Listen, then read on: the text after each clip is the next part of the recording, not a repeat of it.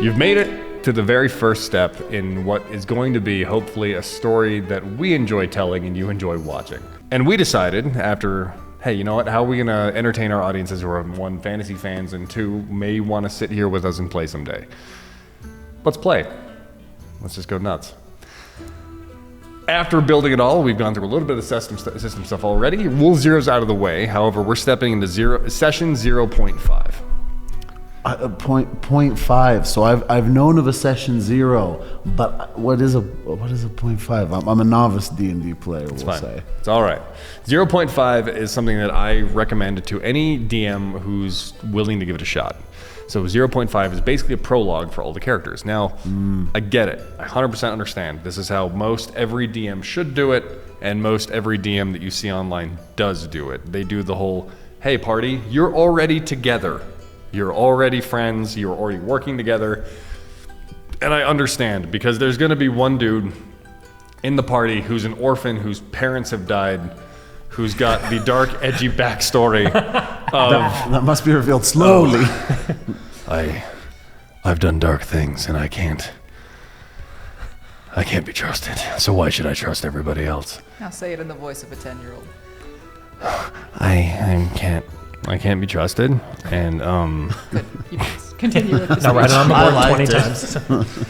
And so if you try to prologue your characters and tell them, hey, we're going to tell the story of how you got together, it can be incredibly difficult. For one, because the players don't really know their characters yet, so they might have a hard time at exploring them, but I actually think that's why a 0.05, or 0.5, not 0.5, 0.05, back to understanding Tiny, yeah. But 0.5 is actually fun to run if you're a DM who feel like you can handle it. So you take about 20 minutes per player to basically help them play their prologue of how they got to the point where they're sitting in the tavern about to start their whole adventure. And how did they come conclusive to the party? Now, like I said, it's not worth for every story to do, but if you haven't given it a shot, give it a shake. It can be a good time. So, to understand that, or to get into it, and how we're going to do it, and who's going to do it, everyone roll a d20. Lowest roll gets it. I'm more nervous than I've ever been. Lowest roll? Low roll. Oh man, I'm excited for the guiding questions that you're gonna ask to help me get through I got a this. critical one.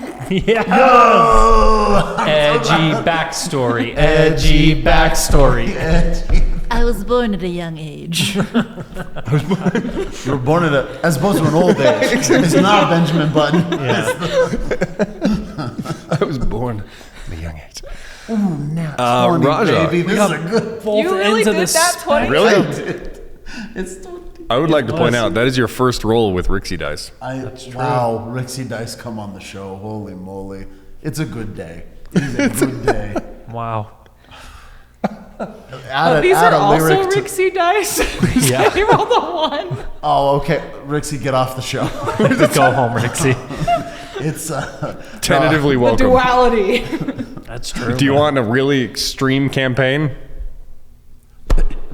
Boy, do we have dice for you. We got the Anyway. dice. Then get diced. I rolled a 15, so... So you're dead in the middle. Yeah. You're second. I'm there. Which means Raja, right? Yeah. Raja's first. So let's set the setting, shall we? Okay. So you live in a small shanty town called Berryback in the royal crown city of Aether. However, Crown City is a loose term. The kingdom, or the Volparian kingdom, has recently come to life, and you happen to be in the city of the capital of the Volparian kingdom. It's named after its monarchy that just stepped into place, not the kingdom at large. Aether is doing its best to be a city and has been for the last 200 years. The kingdom as a whole has been broken up into provinces that have all gained independence, or taken independence, we should say. Not gained it, they just took it. They had to. And so with the new monarchy in place, you're seeing shifts in the city in the last month that you've never really seen before. Like the law has shown up. Damn it. Based. That's correct. And so in this shanty town of Berryback, it's everyone knows everyone. Some people trust illicitly because you can trust people you can't trust. Uh-huh. The one thing you can be sure of is you can trust that you can't trust anyone, right? Because survival is key, especially when food is hard to come by. Yes. And when there's no law, there's typically means that there's a big old separation between people who have money and resources and people who do not. So you've had no help your whole life, besides what you can grab with your own 4 talons. You're running through the city streets, through the alleys. You're breaking left, breaking right, jumping over tables, diving under wood because you have someone chasing you. Armor-clad, club in hand, barreling down the street is a young half-elf boy that you've unfortunately come to know well. What a bully. Hey, hold on. We don't know the whole story. Oh, okay. Wait. His name. I think I'm the problem. His name is Irmir. Earmere? Irmir. Earmere. Paliola. He is a young half-elf. And he is the lieutenant of the guard.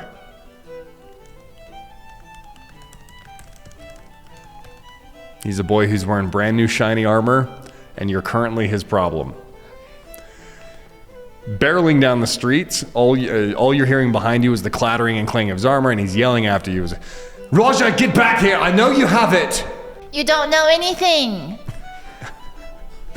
He shoves over one of the barrels and just continues barreling behind you. Go ahead and roll. Actually, how do you want to get out of this? Because he's gonna catch up. I guarantee I am more nimbly than him, so I Great. am going like parkour up the wagon wall. So you're dead between. You're in Trying an to alleyway. be as sneaky as I can. Great. You're in between. You're in and out. You want to be sneaky, or are you just like beelining up I'm a wall? nimbling, not sneaky. I'm just using my cat feline athletics to my advantage. Great. Hit me with an athletics check. Okay. I'm so excited that was your voice, and then you're doing parkour. Incredible. Parkour. Riveting. Oh, man. What was it? Athletics? Yeah. 19. 19. You barrel up. You go claw first into the wall, and you just spring once, darting upward high enough to grab the weaving of the straw roof on this small hatch. It's about a story and a half high because it's not well built. But you grab it and you pull yourself up onto the roof, and you're Raja! And so you hear him clanging away, trying his best to track you down. So now you're sitting on top of this roof, and now you got to figure out where you're going to go. So around you is the cityscape of Berryback. It's varying. Buildings have been slapped together. They're doing their best to stay together. The north wall of the castle, or of the ramparts of the city, have been completely destroyed. That's where the shantytown inevitably started to evolve. So you can see out into the plains, the beautiful plains and watery landscapes of the rest of the kingdom. However, where are you gonna go? You know that you have a small bushel of apples that you're running around with. You have lifted them off a merchant, and unfortunately, you're a well-known mark. Where are you gonna go? Are you gonna try to skitter across the rooftops? Do you want to dive down in the alleyways? No, I'm gonna let's rooftop. Okay. Yeah. And so I will, that's my gauge the distance. Go on. I'm gonna try and. Can I make the leap? Assess the leap? Yeah. Do you want to assess the leap or make the leap? Well, let's look before we leap. All right. Yeah, I see we're a cautious cat. Yeah. Roll it. I don't want to. I mean, I'll land. But Roll an I don't want to investigation. land on him. Investigation. Yep. 6. You size it up. You got it dead to rights. I can do this. Nailed it. I can say. It's an easy 20-foot gap. It's going to be a hell of a leap, but you know what? You get a running start and take a shot at it. Okay. So I'm gonna, tie the bushel of apples so that I can get my full Yep. claws in there, and then I'm gonna just go for it with all of the gumption. You go sprinting across the top of this hatched roof the best you can. You get to the edge. Roll an athletics check. Here we go. 5. Dice jail. Running forward, you go to take a leap, and you feel the hatching give out from underneath you. Oh, Yeah. So that leap did not even get close to the type of propulsion you were hoping for. And you go, and you just start falling backwards until you hear a gotcha, thunk. and you fall into a satchel. No! Into a satchel. And outside the satchel, and you are now in a bag.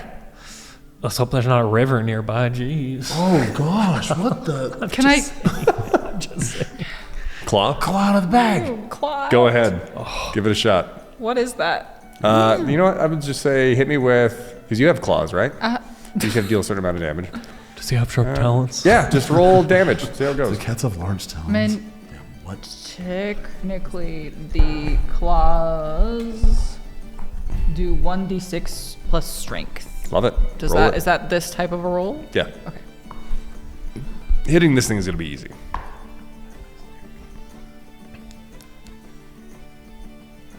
5.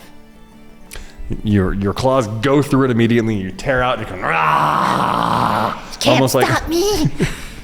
and then you immediately feel a very large hand grab you by the nape of your neck.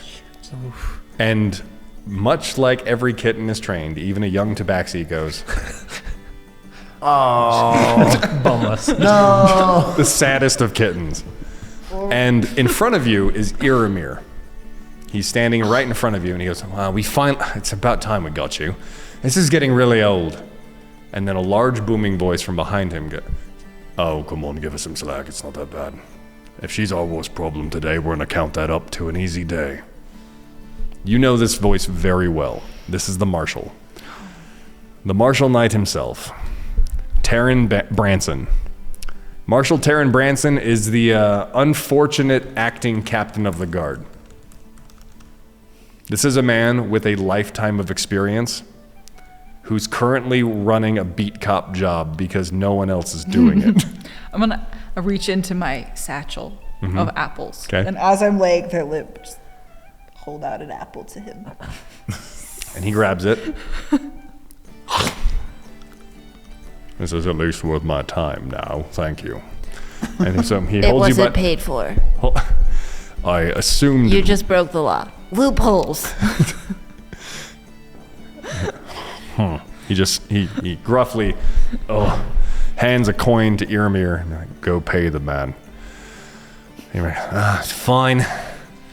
You need to clean your act up, Raja. And he turns around and walks away. He starts humphering away. Our boy Marshal Taryn, or Marshal Branson, is holding you by the nape. "Come on, Raja. You know where we're headed." And he just carries you up pretty close to his own head, but far enough away that he knows if you're going to take a swipe at him, it's not going to be a problem. And he just starts stepping his way down some common streets that you know incredibly well. Like, they are your own love, they're your own joy in life. This is everything that you know and appreciate, because it's all you do know. And so having a lawman who knows you way too well, even understanding what a lawman is and beside this kind of anarchistic society that you've kind of been built into, it doesn't feel good until you were cut a deal that he wanted you to be his informant. And Raja has taken that so close to heart. Mm-hmm. After a few minutes of him just holding you by the neck and listening to you just garble, I had that jump. I had it. I don't know what happened. It gave way. he kicks the door open to his current makeshift headquarters. It is an old inn that was totally dilapidated, and he's made do. There is a room that he's reinforced that's become a prison cell. The old cellar is a harder cell. Like, there's a holding cell. There's keeping cells underneath in the cellars. The rooms upstairs are offices. His office is technically the kitchen in the back. Nice. And so he carries you to the back, closes the swinging kitchen doors. The saloon doors, dude. Let's go. And he has to drop a curtain for some sense of privacy while he's there. Drops you in the seat, and then walks around still eating his apple. So, want to talk? Sure. I'm gonna eat an apple also. Okay. Why'd you steal the apples? I was hungry. Uh-huh. Actually, that's a lie. I wasn't hungry just yet. They were really pretty. They're like, they looked the perfect color of red. Uh-huh. They're nice. They were quite good. Why'd you do it? We've talked about this a time or two. Well, what if I don't have food later? I pay you for your information, remember? Yeah. That's called working for your keep. Uh-huh. And had you been paid yet? Yeah. Did you have coin on you? Yeah. Why didn't you buy the apples? Because what if I need it later? Then you buy it later. You come by my office, give me some information, I'll handle it. You'll get some coin, you get to go eat. That's how this works. We've been through this, that's how this needs to go, Raja. And he throws it into a bucket of obviously other, his like, I'll put it away eventually bucket. I don't have time for that right now. Good City's shot. on fire, right? Good shot. You know I have to punish you, right? What if you just say it will be our little secret? Who am I not gonna tell? Myself?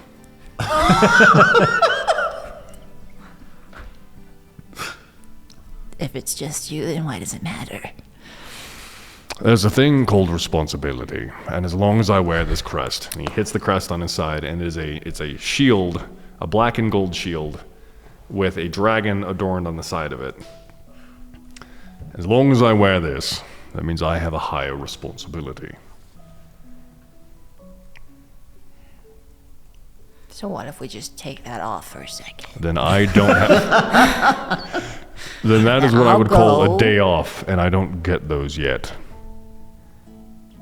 His suit of armor is so ornate, he should not be a captain of the guard. This guy is a martial knight. His whole job is basically to say, this entire city is my job to make sure that if we ever come into a problem, the city is ready to act. Instead, he's running beat cop duty. So even Yrmir is a little overdone, but I guess every marshal needs a sidekick they can rely on. I'm just saying, I think I saw or heard of like a stabbing earlier, and this feels like low on the list of... You heard about a stabbing. Let me get this straight. You heard about a stabbing, and who did you tell?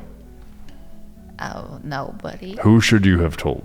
As a professional informant, who should find out about a stabbing?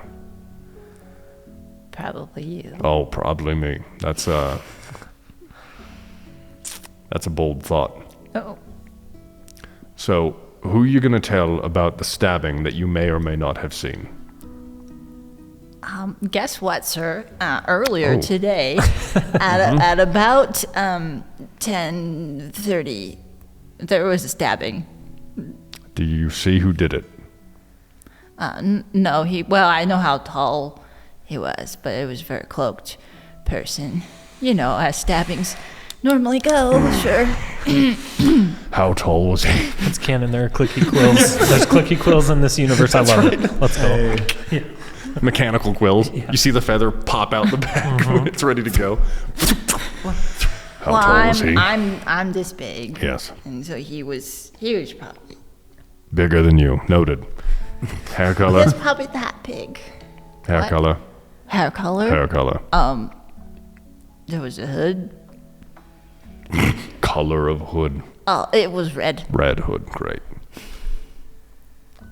Did he have a black mask on? Yeah.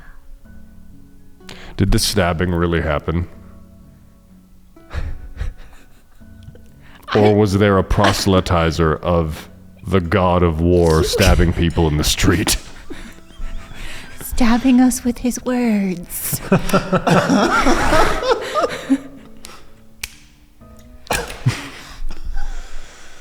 Raja, we've tried.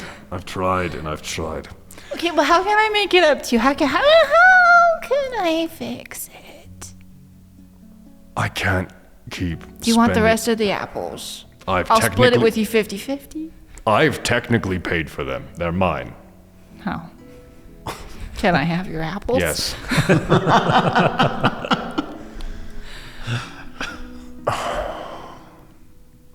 Thanks. I truly want to help you, Raja. I really do. I'm working on it. I You know, know, like I know. you're new here, and But until you're a little more competent at what you do, I need to not have to worry about you every day. Okay, what if I promise you don't have to worry about me tomorrow? How about this instead? And he pulls a small flyer off his desk in a batch of papers that Lord knows what he has to deal with in a given day. And he sets it down and just slides it across to you slowly. And on it, it says... Thunk. And on it, it says... Adventurers Guild. New, quick to form, quick to pay. what's this? It's time for you to go learn a little more about the world or yourself, or gain some skills that will better you in the long run. You know, Taryn, if I knew any better, I think you might be trying to get rid of me. I'm trying to help you, and currently I don't have the mental capacities to constantly worry about you. Okay, fine. But I think that this is a ways away, and I don't have enough money to get there. I'll make you a deal. All right? And he pulls out 10 copper coins. I'll give this to you now. And he pulls out a gold sovereign. Oh, I'll give this to you after you've gone and signed up. what if we switch it No. so that I get the... No. No, No. fine. You have to go, head to that tavern. You're going to be heading to the Dawnsetter Tavern. And you're going to be talking to the new guildmaster. Does he have a name? He does. Do you know Jackson what he looks Fairwind. like? Look for the man with the gold bandana. You can't miss him. He's With the how? about bigger than you. How's that? Okay. Dawnsetter The Tavern. Dawnsetter Tavern. Gold bandana. It's in the center of town towards the center of Pale District. town. Which means you'll have to be on the rich end of town, and don't steal anything. I'll be on my way, sir. All right, I have to get to work.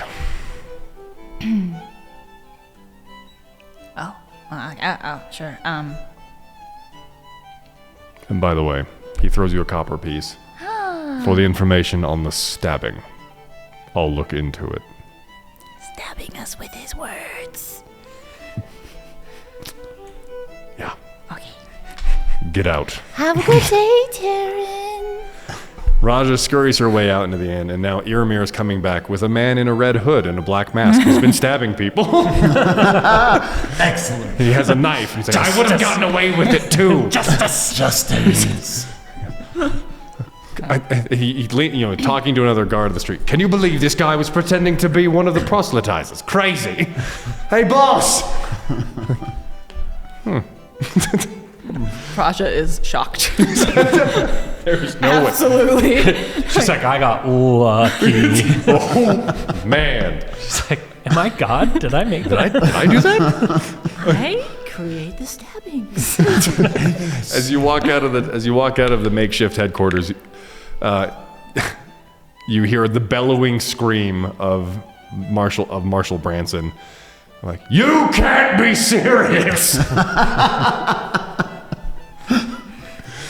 Got my apples, got my money. And away to the tavern you go. Okay. Across the city is a little more lively than it used to be, thanks to the efforts to reinvigorate it over the last month.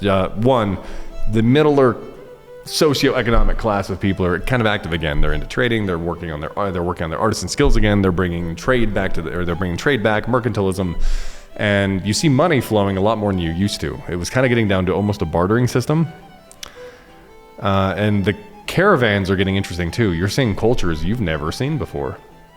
You've seen plenty of races of people because Aether used to be a very high trade spot, being in the middle of the heartland of the continent. And so a lot of people came and they stayed here. However, after the fall of the city, people couldn't leave. They tried, but there's only so much you can do to take your family, hop on a wagon, and peace out. So it's interesting, and it's also a little unnerving. And as you cross the thoroughfare of the city, the main drag that leads you to the castle gates, as well as the main gates, you have a moment of, what's it going to be like tomorrow? Yeah, because I'm leaving what was familiar. Also, you were thieving out of necessity, right? But even as you worked with Marshall Branson, You never know when that could go away. you never know. And so tomorrow is a really scary thing when you have to sit there and think about it, because you've seen so many of your friends, family, siblings, people in the streets not get a tomorrow. And so the promise of comfort is scary. While you're lost in this thought, you make it up to the Dawnsetter Tavern, and there's a big banner on top that says "Adventurers Welcome." I look at my flyer, and I look at the tavern. Well, this one's for you, Taryn. And you go marching up the steps and open the doors.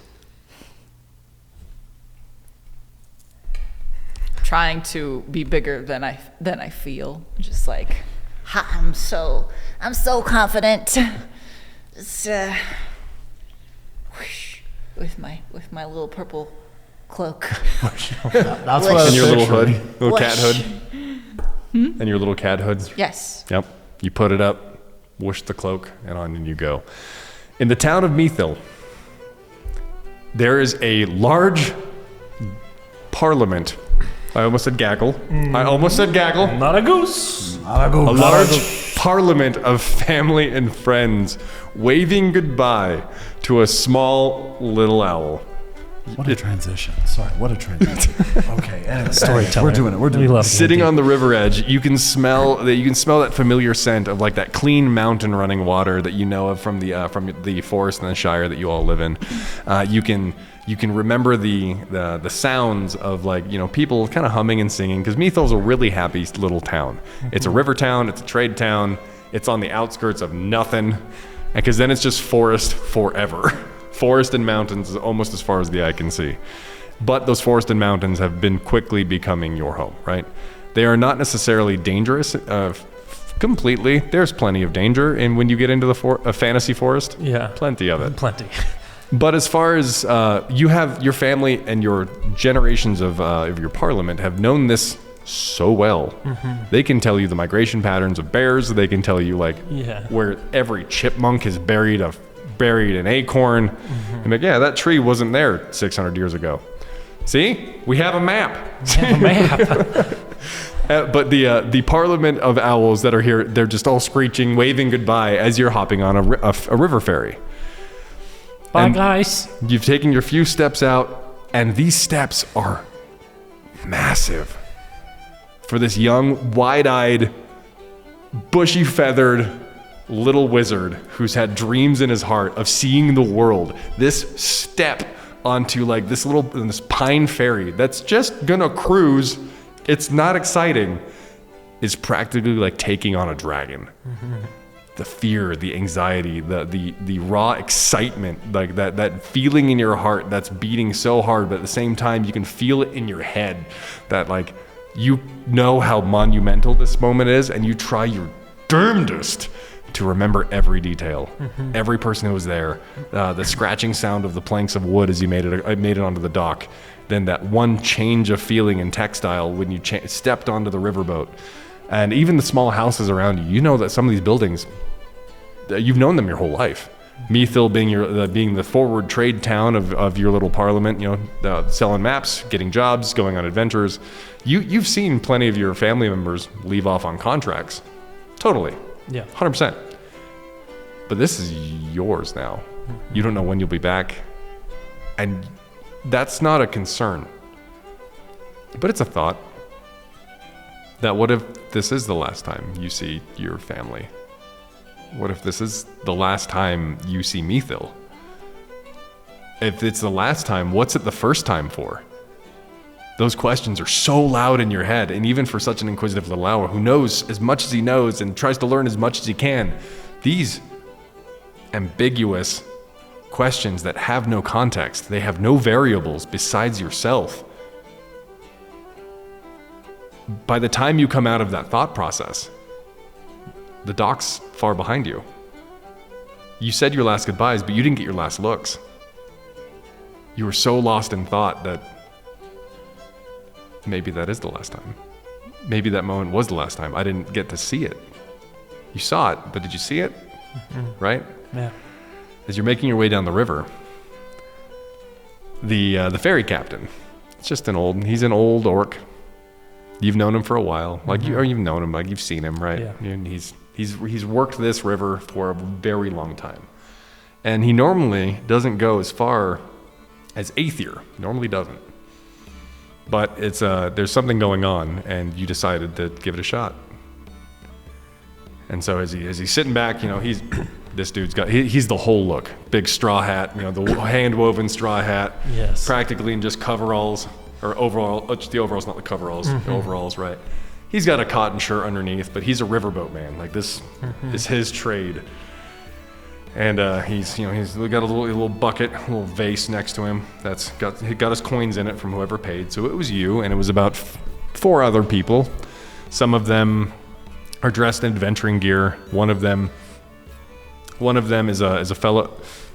All right. One of them is an elf, an elf ranger who's just in his silence by himself. And then the two other adventurers look like they are partners. Mm-hmm. You don't normally see a whole lot of people come in on the ferry, but plenty of people leave on it. Yeah. Most people travel their way to Meathhill and take the river back because it's one of the safest routes. And so while you're sitting in your thoughts, how do you feel being around people none of which you know? I'm excited by just the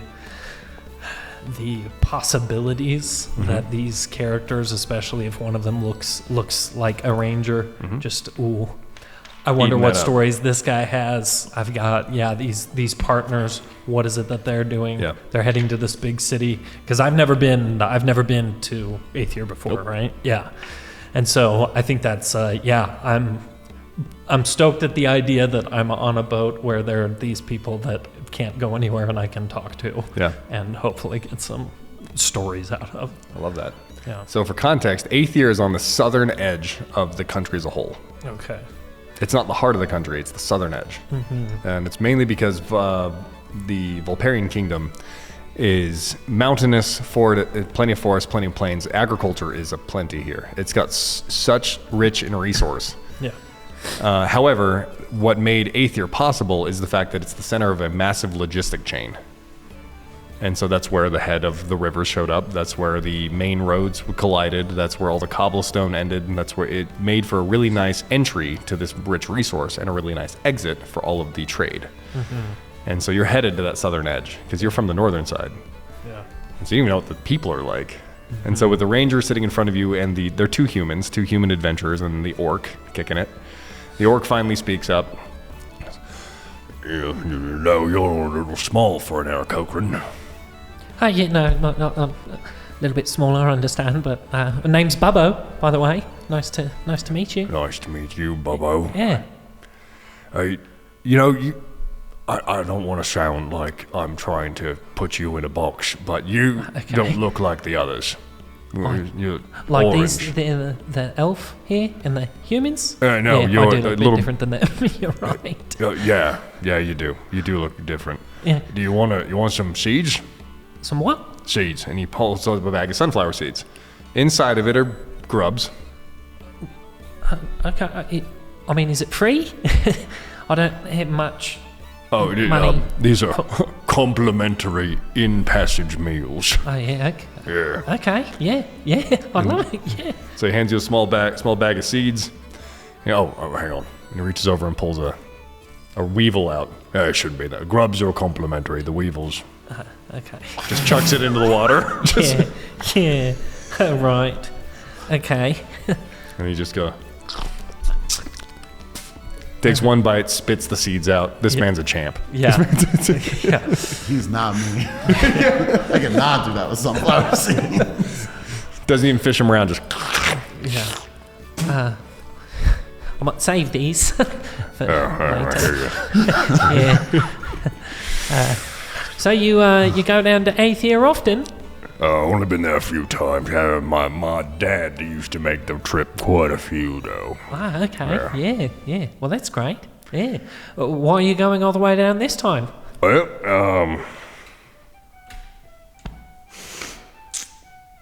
Oh, wait. And he reaches back into his sunflower seeds and pulls out the flyer. Ah, you just put everything in there. Okay. when you're a ferryman like me, you make do with space. Right. You're very spatially conscious. Right. I can tell for such a big man that is an issue. And it's, so, it's like this small in his hands, right? Big dude, giant guy. Anyway, here you go. You might see that the other fellas are carrying it too. Okay. Yeah.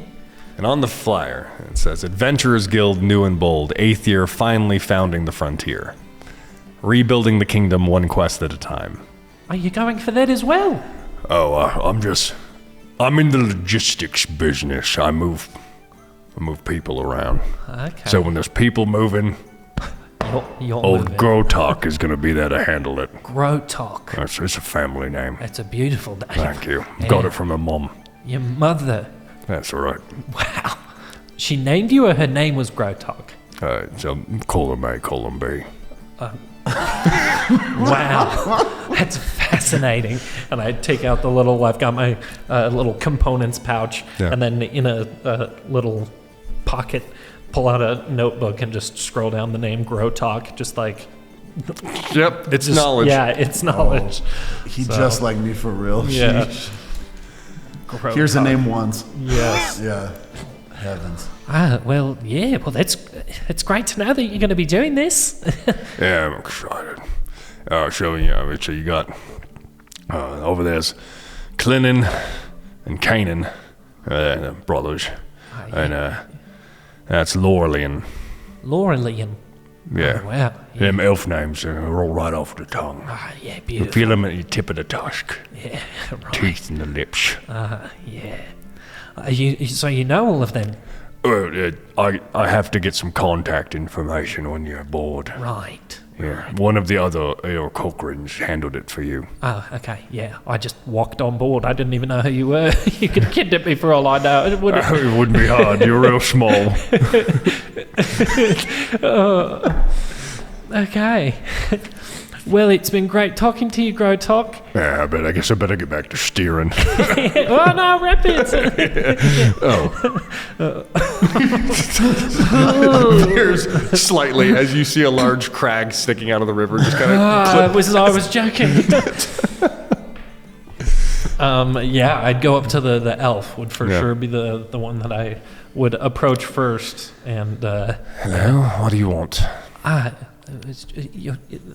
Grotok there said that your name is Laurelian. Close enough. Oh, Can I help you? I'd love to pronounce it properly if you teach. Laurelian. Laurelian. You need to roll it out at the bottom and loosen up the palate. Laurelian. You're getting better. We'll keep it there. Okay, right. Tell you right, what, work on it in your spare time. All right. Yes, of course. Yes. What is a little owl like you doing out? Roll off the bottle.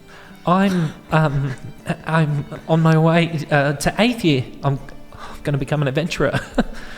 Oh, yeah. Yeah. And what is it you're taking to the guild exactly? According to the flyer, Grotok told me about it on the way in. Taking something to Adventurers Guild means that you need a skill set.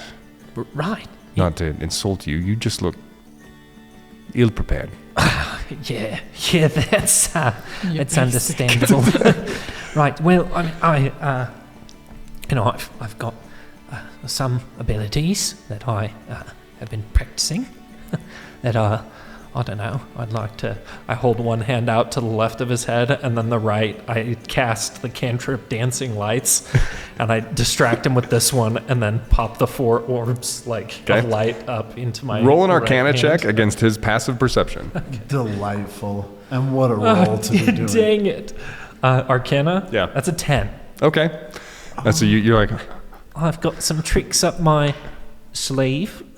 And he's already just staring at your hand. This, yeah, it works really well on my brothers and sisters. They, yeah, you'd think because their head turns all the way around, but they don't.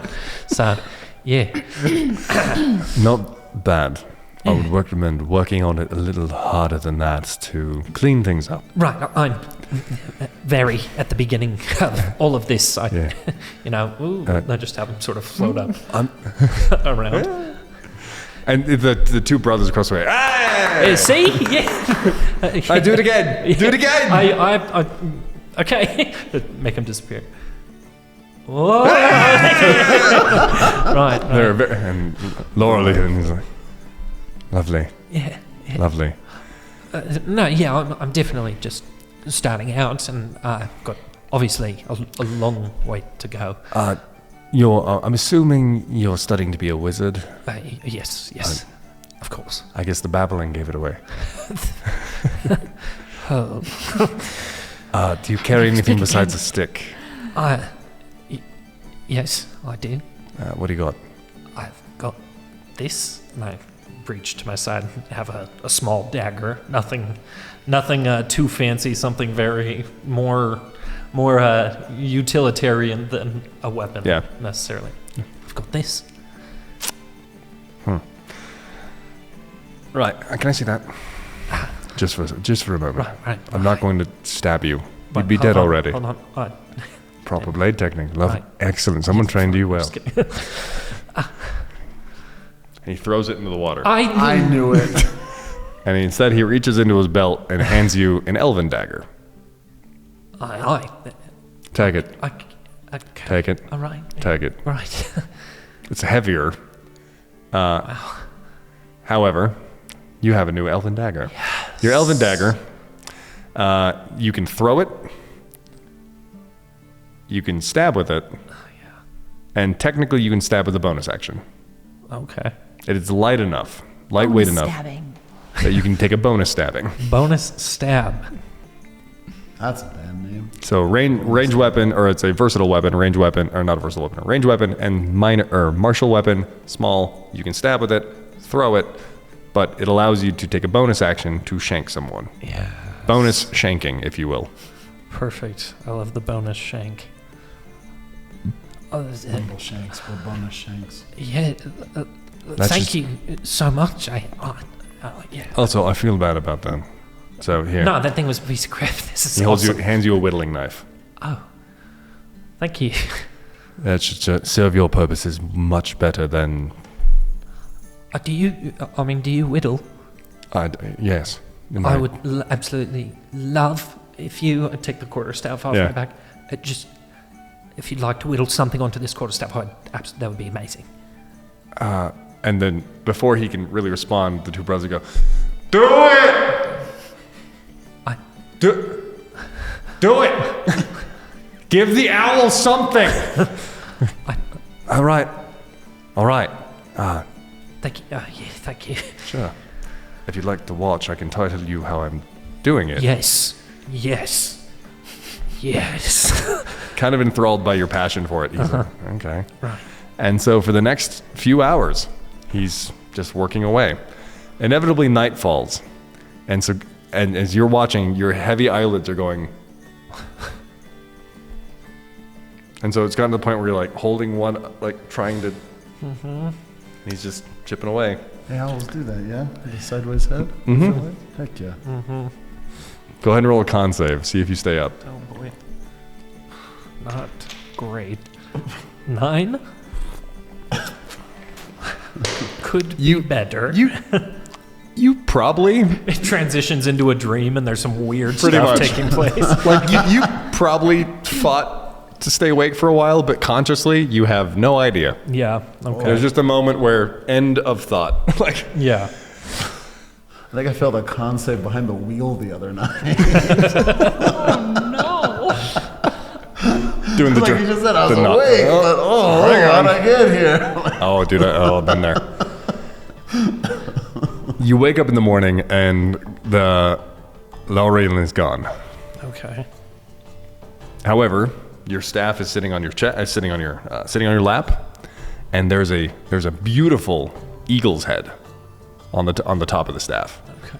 And he even carved it in a way so that as you turn the staff, you can see it looks like it's looking wherever you go. So it's an indented carve, right? Yeah. And it looks like it's peering whichever direction. Awesome. And as you're holding it, you can feel it like you may be tricking yourself into thinking like, no, this is something special has happened. Yeah.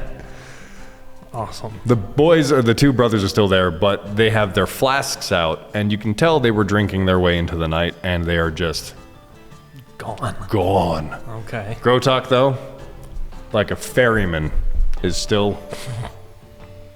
Grotok, Yeah. what is your policy on routing through people's things while they are sleeping? There's a package for that. See, insurance on the trip is extra, Okay. and not many people know this. See, I don't tell them until they need it. Right. That they should have had it. Right. Yes. It's a trick I learned from It's an old from my ferryman's dad. That's technique. right. That's Right, right. So, not many people paid for the insurance. All right. Look over there, Grotok.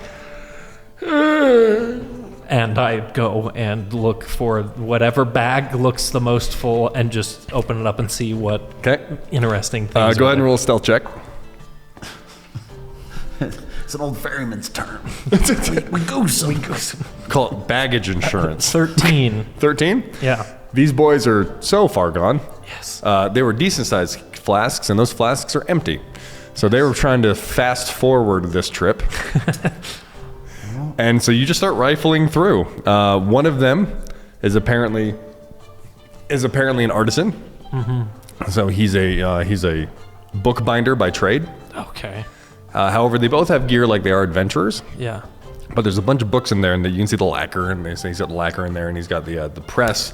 He's got the two weights you'd stick on it to make sure they clasp, and so everything's there. And there's a bunch of blank pages. So the books are interesting. Like there's a few books in there, and they seem complete and done and interesting enough. There's some bindings left over. He's working on bindings. In the other bag is where the food is. There's some rations. There's rope. This is an adventurer's kit. Yeah. So these guys are either traveling merchants or they really are adventurers binding books for some reason. How far away are we from Aether? You're about a day. Oh, okay.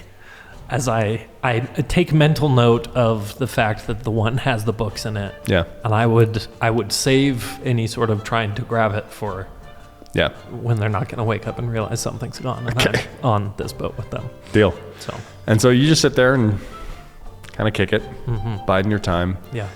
It's the first point in the trip where you've actually looked up. Yeah. This is new landscape. This is landscape you've never seen. Yeah. You're passing small towns, you're passing little riversides, and there's peoples that you don't really get to see very often either. There's, Tabaxi. There's Goliaths. There are trolls. There are goblins. There's even a small goblin band kind of roaming one of the beaches, and they all like pipe up and pull up little javelins, and Grotok just. Like this man throws a stank eye, the likes of which have never been seen. Yeah. You can feel the intimidation roll with advantage and an inspiration dice to back it up coming off this dude's gaze. And to a point where the goblin's like, Never mind. and then like one of them even like takes his javelins, like just starts like digging in the dirt, like, Dog. Just doing this. and just keep sailing. I take mental note of just the fact that I'm just so excited that already this trip I've made the right choice. Yeah. And like I have the thought of I could fly over there. I could fly over. How fast is this boat going? Could I fly? Could I talk? Could I catch back up with the boat? And then I just am like, okay, this is a blip. Yep. Get to the end. It'll be worth it. It's fine. You'll get there. Your day goes on in kind of the similar pattern, and as you roll into the evening, you get to see the setting sun against the castle. The castle is rested higher on a hill, but you can see it glimmering off, and that's your first sign of we've made it to Aether. The Aether, the highest tower, also acts as a lighthouse. Okay. So even though there's no sea anywhere, it's a bastion, it's a beacon that is now lit, and you get to see it for the first time, which is something exciting is on the horizon. This is whether it is safety, whether it is adventure, whether it is finally we're somewhere, anywhere, whether it is this light makes me feel comfortable or this light is a threat. Mm-hmm. It means something to everybody, and to you, that is an entire city. You've never been to a city. How many people are there? What types of people are there? Are people doing things all the time? Does night mean anything? No. Only stories, right? Big cities. And so sailing into the city, into the port town, or into the port, you kind of graze it because it's a river port, so it's not massive, right? But it's got some decent sized ships, there's some river boats that come through. And so Grotok, like a goddamn ace, just weaves his way around some tugboats, and then just kind of sideways drifts, parallel parks into a position on the dock. Wow. We're just stunned. And he's just throwing that rudder. Yeah, just Grotok, nautical badass. This man is a genius. Yeah. Just a ferryman who knows his trade. Yeah. Makes it into port. And he goes, well, this is it, kid. Welcome to Aether. Thank you, Grotok. It's been... you know what? Hey, you need these more than me. And he just hands over the whole bag. Good. Yeah. Yeah, Thank you. you're welcome. Yeah. I look to see if the boys are asleep or if they... One of them is doing this. Mm-hmm. I'm going to go up and be like, hey, Grotok, and just put it in his face while I reach in the bag that has the book. Grotok wanted me to ask if you wanted any of these. Roll a persuasion, or a deception, and then a sleight of hand. Look at our little boy. Deception? Even on day Deception. 1. 9. 9, okay. And then sleight of hand, you Yep. say? Oof, 9. Take that deception with advantage, because this dude is coming off a pretty gnarly hangover, or coming into a pretty gnarly hangover. Yep. Take that 9. And so... I am not a thief. Clearly not. Once again, the desire for knowledge has put me in a situation. And so he's hit you. You've been hit with, or you've been approached. You approached him with, "Here is the stuff Grotok said he wanted you to have," and so he's taking that at face value, and he's just, no. Does it make you sick? No, Are you okay? fine. Some food in your stomach might And help. you're just rummaging the best Food you can. in your stomach might And help. you randomly grab what feels like a book spine. Sweet. Yep. Up and into the roughage Sure. that I have. I'm just like, No, I don't want it. No. All right, cool. Great meeting you, Yeah. You Can I forget your name? I'm sorry. It's fine. Clint. He just waves Sweet. you off as he rubs his head. Then I turn and I hop onto the dock and I am... You hit Stone Street. This is not the cobblestone or the wood that you remember. This is stone, carved, paved, heavily walked, thoroughly taken care of. There are torches and lamplights down the entire dockside. And as soon as you hit it, and you kind of scurry away, right? So you're so ducked into, I just stole a book. Yeah. Like, you might not be freaking out about Who it. am I? The city changes you. Absolutely. That's what I'm hearing. As you scurry into the crowds, go ahead and roll a perception check. That is a 10. So you scurry off and you find your way into up against a wall, right? Kind of tuck into a corner, and you're like, oh, I have a book. And from literally the side of your face, you hear, so what do we find? Sorry, what? No, what do you have in your hand? Seeds? Great. What's in your feathers? My body. How often is your body made of pages and leather? Like on a general whole, how would you say that's gonna go? I read a lot. Oh, interesting. Anyway, what's the book? I don't know yet. I Can I see it? Here you go. Cool, great, thank you. And he just, with your hand still there, he opens it up. Okay. It's blank. Are you kidding me? Your book is blank. And drop the seeds. Are you kidding me? But hey, the binding is interesting, and I think it's worth a look. And you look arcane-ish. Yeah. I mean, yeah. I mean, every good wizard needs a grimoire, right? Or what? A grimoire. Oh. Book of power. Yeah. Yeah. Do you have one? So you finally look up at the guy who's like been right here on your face. Yeah. And he has a golden black headband and a very large black trench coat. And he's, gray stubble beard and kind of a longer wavy hair. And he goes, "Don't you need one?" Not anymore. I have one. That's good. Yeah. Opportunist. And a kid. Yeah. Why are you here? Are you from around Athia? You don't look like it. No. You don't smell like it. I'm- You smell like the forest. Yeah. Well, thank you. No, I'm from the north. What brought you down? I'm here to be an adventurer. Oh, really? Yes. I can take you to a place where you can become one. Okay. The flyer said Dawn Setter. Yeah. I'm headed for the Dawn Setter. That's I'm headed that way myself. okay. Right? Yeah. There's a little bit at the back of my mind that's like, oh, this guy, should I trust him? But I'm okay.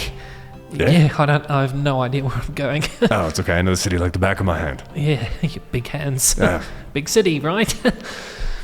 Come on. And he puts his hand on your back, so like just a little bit as he pats you forward. He stands up and he's the north side of 5 foot, south side of 6. Okay. And kind of pushes you along. And you notice him leading you with his hand, almost like a dancing partner, Yeah. weaving the crowds as he's predicting their movements. And there was a couple people who would have just mowed you Obliterated down. me. Yeah. As you're a scuttling little owl, right? Yeah. The city's just moving in a blur. Like, you're doing your best to retain as much information as possible and roll an intelligence save. Straight Oh, wait, to jail. save. No, save, I'm decent. A save. Intelligence is my thing. 9. 9? Saved me from a 4, so 9. Yeah. 9. So you're doing your best, but it feels a little bit like a knowledge overload as you are actively trying to record in your head everything, Yeah. right? Yeah. And a city is not a fan of people who do that. Yeah. There's so much information to take in. Because he's also taking you through the dead heart of the city, which is trade, mercantile, the merchants, the merchant stalls, the market. There's a small circus in town. There's people entertainers. There's bards on the street. There's noise everywhere. Like your boy is like stimming so hard trying to Yeah. take it all in and record it in his little owl brain. And eventually he goes, "Hey, we're here," and you just kind of like snap out of it. Thank you. No problem. What was your name? Call me Jax. Jax. After you. Thanks.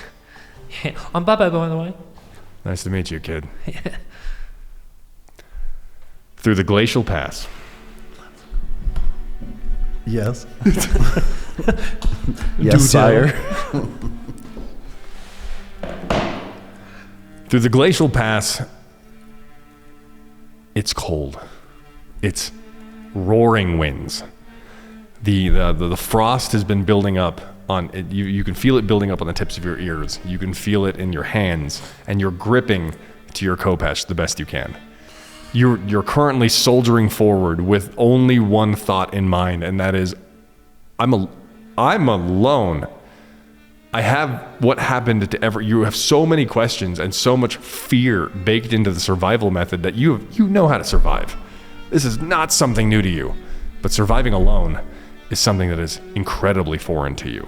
You've always had something to rely on, someone to rely on, anyone there to help when you needed it. And it's not that you always did, but it's that there was. And it's not there. So as you take on the glacial pass in between the desert landscape and the Volparis kingdom, you caught wind of the fact that there's a large city, there's a capital city in Volparis being erected again or being revitalized, and there might be help there.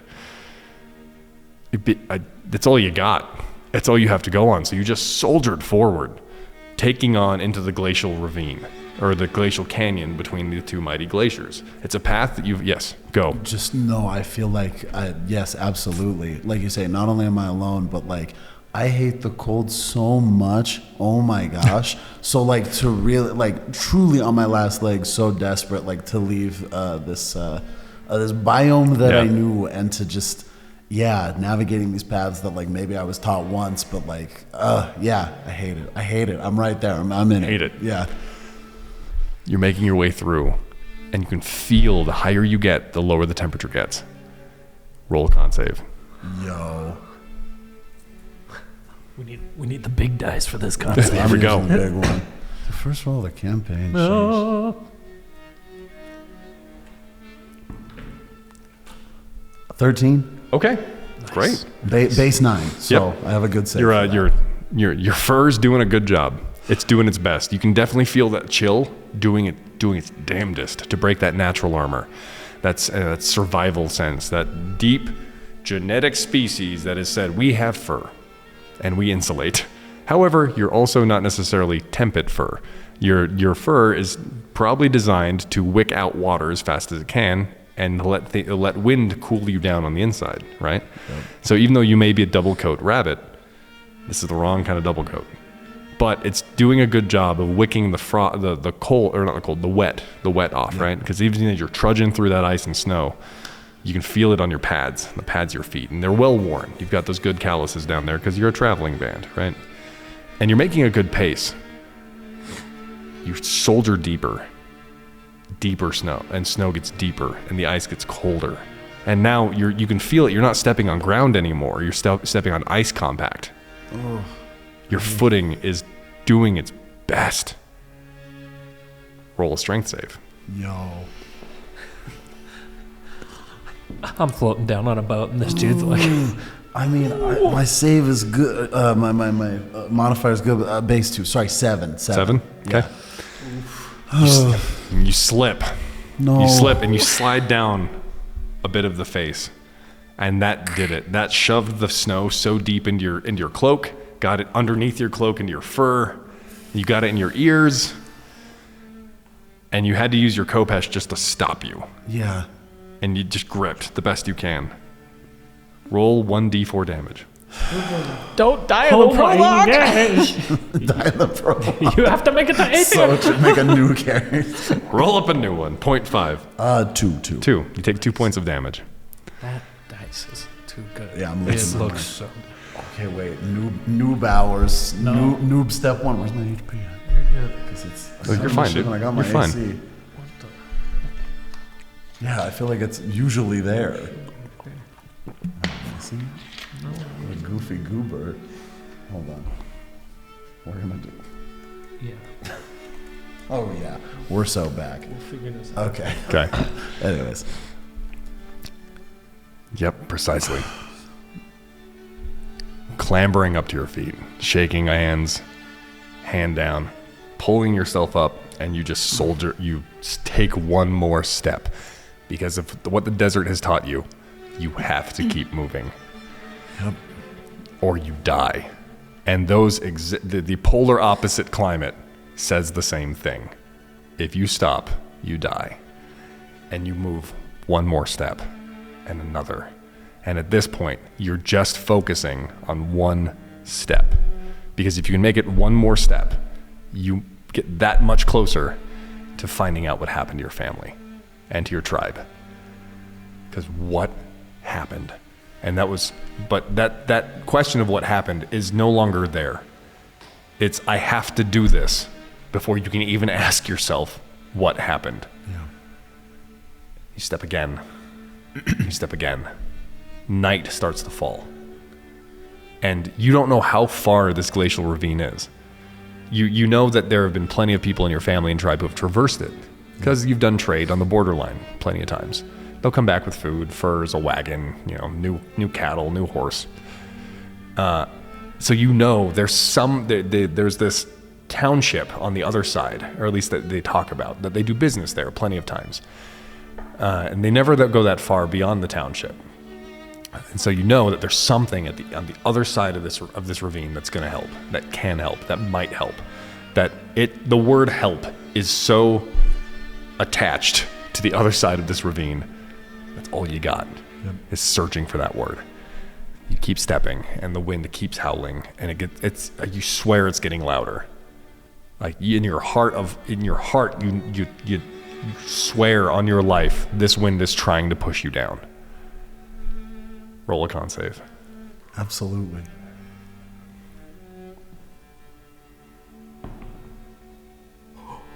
Wait, is that a 20? Is it the comet? Yes. That is a natural 20. Yo, okay. Well, That is stuff. 24, get wrecked. Like, okay. excellent. With your 24, the generational instinct sets in. And you stop focusing on your fingers, on your toes, on your ear, the tips of your ears. It falls into let them go numb. It doesn't matter. Because as long as you can keep moving, as long as you can keep your eyes open, as long as your heart keeps beating, you'll make it. And so as your feet start, you feel the pain in your feet disappear. You know it's a sign, but you don't care anymore. And you trudging forward. You make it finally to you make it finally to what feels like the edge of vision. Because now the glacier has opened, the ravine has opened up, but the snowdrifts are moving so hard, it looks like a blizzard. Ugh. It's not a blizzard, but that's just what you're up against. Yep. And so you're sitting at the precipice of a choice. Do you move on into a horrifying next step? Do you turn around, or do you give up? I can't turn around. I can't give up. What am I going to do? Stay here? Heavens. Allez, we go. And so you pierce the veil of cold. You pierce the veil of fear, and you take a step forward. And that's the last thing you remember. Oh. You wake up, or your senses start showing up, and you smell this almost rugged, oaky smoke. And you hear people talking, and you hear chattering and clanging, and it's loud, and it hurts because your ears are suddenly really aware of what the hell's going on around you. It's so potent. What is going on? And your senses are rattling so hard. And you hear kind of whisperings. He's awake. Oh, quick, go get him. Go get him. What do you mean he's awake? No, he's moving. Go get him. It's the bunny man. He's awake.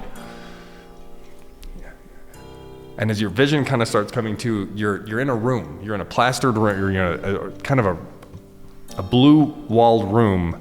There's a dresser. There's another bed. You're covered in blankets, like 6 of them. There's a warm towel on your head. There's a warm water bottle against your stomach. Thank heaven. You have no idea what the hell's going on. Roll a wisdom save.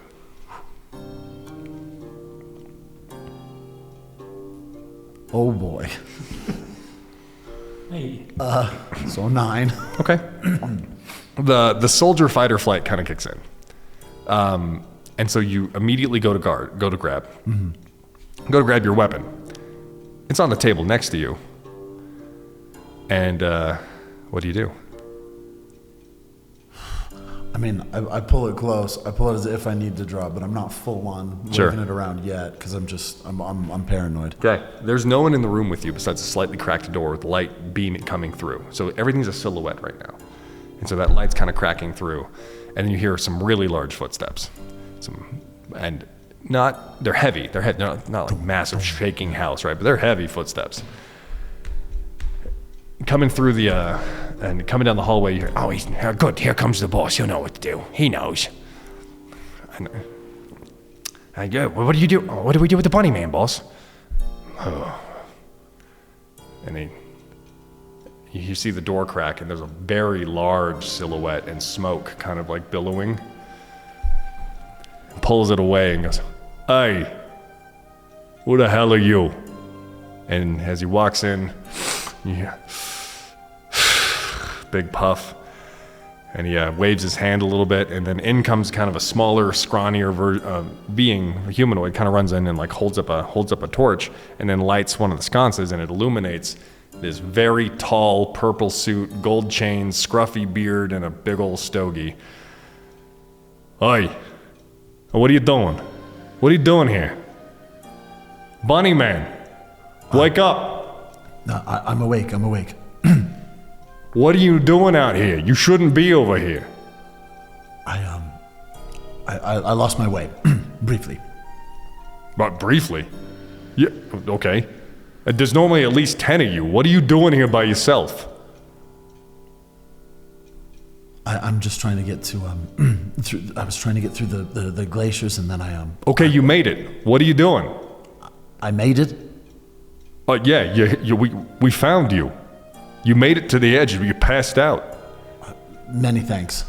I'm not one for the glaciers. I'm not one for the glaciers. Oh, okay. Neither am I. I hate the cold. That's why I let you come to me. Where's everybody? There's normally 10 of you. What's going on? I don't know. I don't know where they are yet. I'm looking still. So he takes a second and realizes just how shook Yeah, you are. I'm trying to keep it together, but I don't know what to say about anything. So He stops for a second and goes, "Calm down, Grohl. Calm down. Come on. Get yourself together."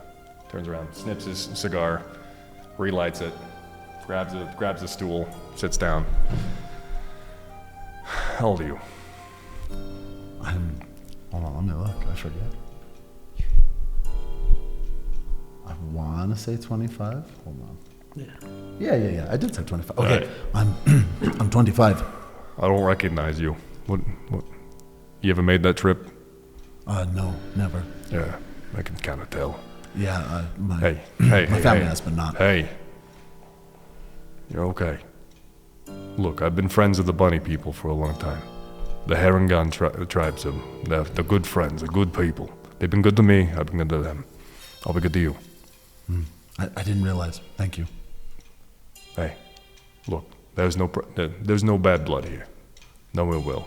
No disrespect at all. I would not have brought you into my home, laid you down, taken care of you, if I didn't mean to. I guess I should say welcome to Mystic Mark. Mystic Mark. What is this place? It's your home. Home. This is my business. I'm the proprietor, sir. I'm a proprietor, owner, operator. You're in the swamplands, or close to them at least, and this is a little home away from home, if you will, for me. A bastion of mystery itself. We do business here, and we do business with your people too. And so, like I said, they've been good to me. I'll be good to you. What are you getting to? My people spoke of a city on the other side of these glaciers where they would do trade. They would come back with all sorts of goods. I'm headed that way. And you found it. This is it. Sorry, this is it starts with an A. You mean Aether? Yes. Sorry, that's it. Is that not? Right. That's not this swamp. No, you got a ways to go. Okay. Hey, is it where you headed? Yes. That's the name, Aether. All right. So I'm still coming to. No, you're all right. You're all right. Look, I've got a wagon heading that way, and they're gonna bring something back to me for me. You can hitch a ride if you're trying to get to Aether, and that's fine. We'll get you there. And there's just one requirement when you're on this ride. Don't ask what we're shipping. I wouldn't dream of it. Yes. Wouldn't Good. dream of it. It's I understand for the good of the tribe. We'll say.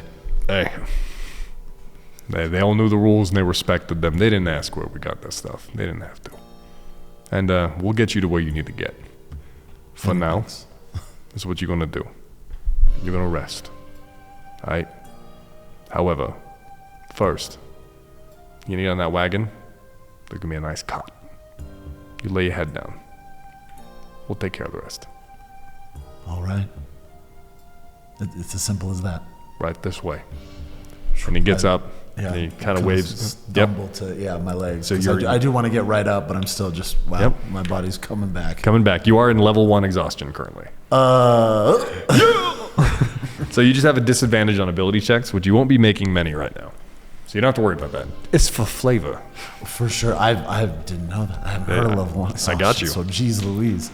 Also, sorry, keep going. You're good. Yeah. So suddenly he has he's got much skin. He's apparently a troll. He has a skinnier brethren because he's kind of built. But his skinnier clansmen and brethren are like pampering, almost overly pampering you. They're very attentive. Like checking your sleeves, stitching up patches, like fluffing up your ears. I was gonna say I'm a little iffy about people touching my ears, but I'm grateful for the patches. I'm kind of stiff because I just don't know. It doesn't like this kind of attention. Yeah, there's like 8 of them, like just going to work. Yeah, not for my boy. So one of them like hands you a whetstone. As you're kind of distracted, they just continue. Okay, word. Yeah, it's something for me to focus on at least. So, while you're doing this and your arms separated, like one of their arms comes up through your arms and is holding jerky, and then it disappears and they just continue. That's pretty good. The 2 front teeth just. As you're doing your thing, you're kind of distracted. They usher you to this very nicely covered wagon. It's got the nice canvas over the top, and they usher you inside. And there's a large box with a bed inside and a cot. This is a box like a shipping container. Okay. Not a coffin. So. Not shaped like a coffin. I don't know if my guy would recognize a coffin. That's fair. We do it in the desert. But anyways. Touche. But so then one of the trolls is like, okay, go ahead. Get in.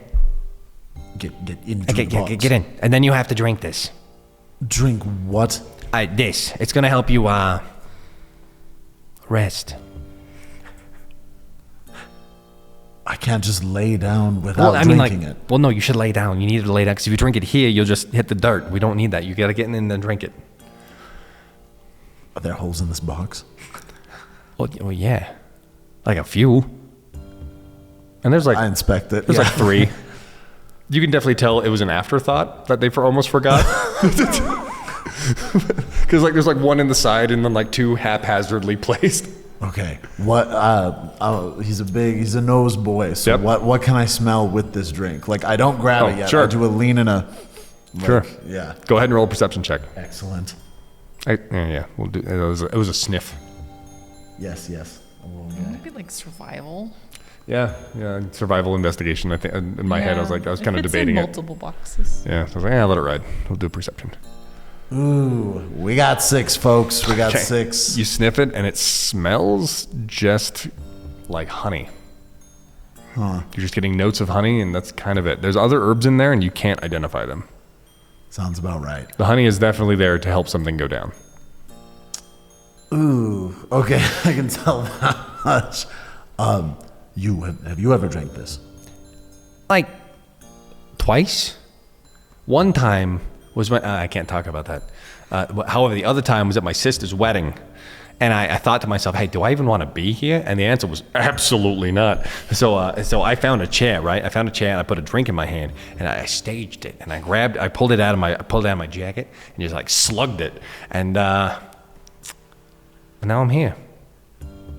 This was recently. Oh, that was like last week. Very well. Yoink. You down it, and since you were not in the box, He forgot. He was so focused. It's true. Follow instructions. Does not fit slams it back. It's like, here we go. the flavor. And like you feel the honey hit, and it burns a little. It's like that spicy sense, like a spiced sense as it going down. Hey. You're like, oh, We like spice. and suddenly the world just flips upside down. And oh wait. And the last thing you Excellent. remember is the huddle of trolls kind of getting over top of you. Jeez, the double pass out. what a guy. That'd be great for your brain. You have like soft memories of like thunks and bumps and like at one time someone knocking on banging on the container. It not enough to rouse you until suddenly this vicious smell permeates your nostrils and it snaps you back to reality so viciously quickly it almost makes you nauseous. Does my head shoot up into the lid of the box? No, you come straight up and there's no lid there. Oh, wild. Okay. And one of the trolls is holding smelling salts in front of your nose. Ooh. Hey, it worked. Welcome back. Yes, it worked. We didn't, we were taking bets if you were dead or not. Taking bets. You've drank this before. This is your potion. Yeah. Well, you gotta get. He has nothing to say. I gather up my stuff. I check all my stuff, Yep, honestly. and everything's there. Okay. These are trolls of their word. They got the dosage right. No, they nailed it. Wow. Maybe a little too right. What is your name? You can call me Kimmy. Kimmy? Yeah. Excellent. I'm Kelly, and does your name start with a K as well? It does. As fate Hey. would have it. We got that in common, me and you. I'd say so. And we've both drinking the horrible concoction. It's true. I call that Kimmy's Kimmin juice. Kimmin. Kimmin. I'm unfamiliar with this verb. I'm trying to coin it. It hasn't caught on yet. Coin it Oh. also with a K. It'll get there. It'll Very get there. well. Very well. Sorry, are we here? Are we Oh, here? you Is better this- get out. We're about to go talk to the guards. I'm out. Absolutely.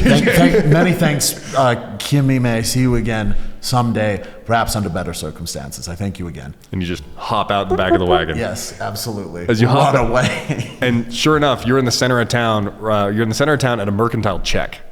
You're at a logistics check. Of course. And in the ruckus of like people moving, but you're in the center of a street where people are moving past you and there's a lot of traffic, and you can see the trolls pulling stuff off the wagon the back of and the just truck. tucking it into other, like just beelining it into other alleyways and stuff like that. Whoa.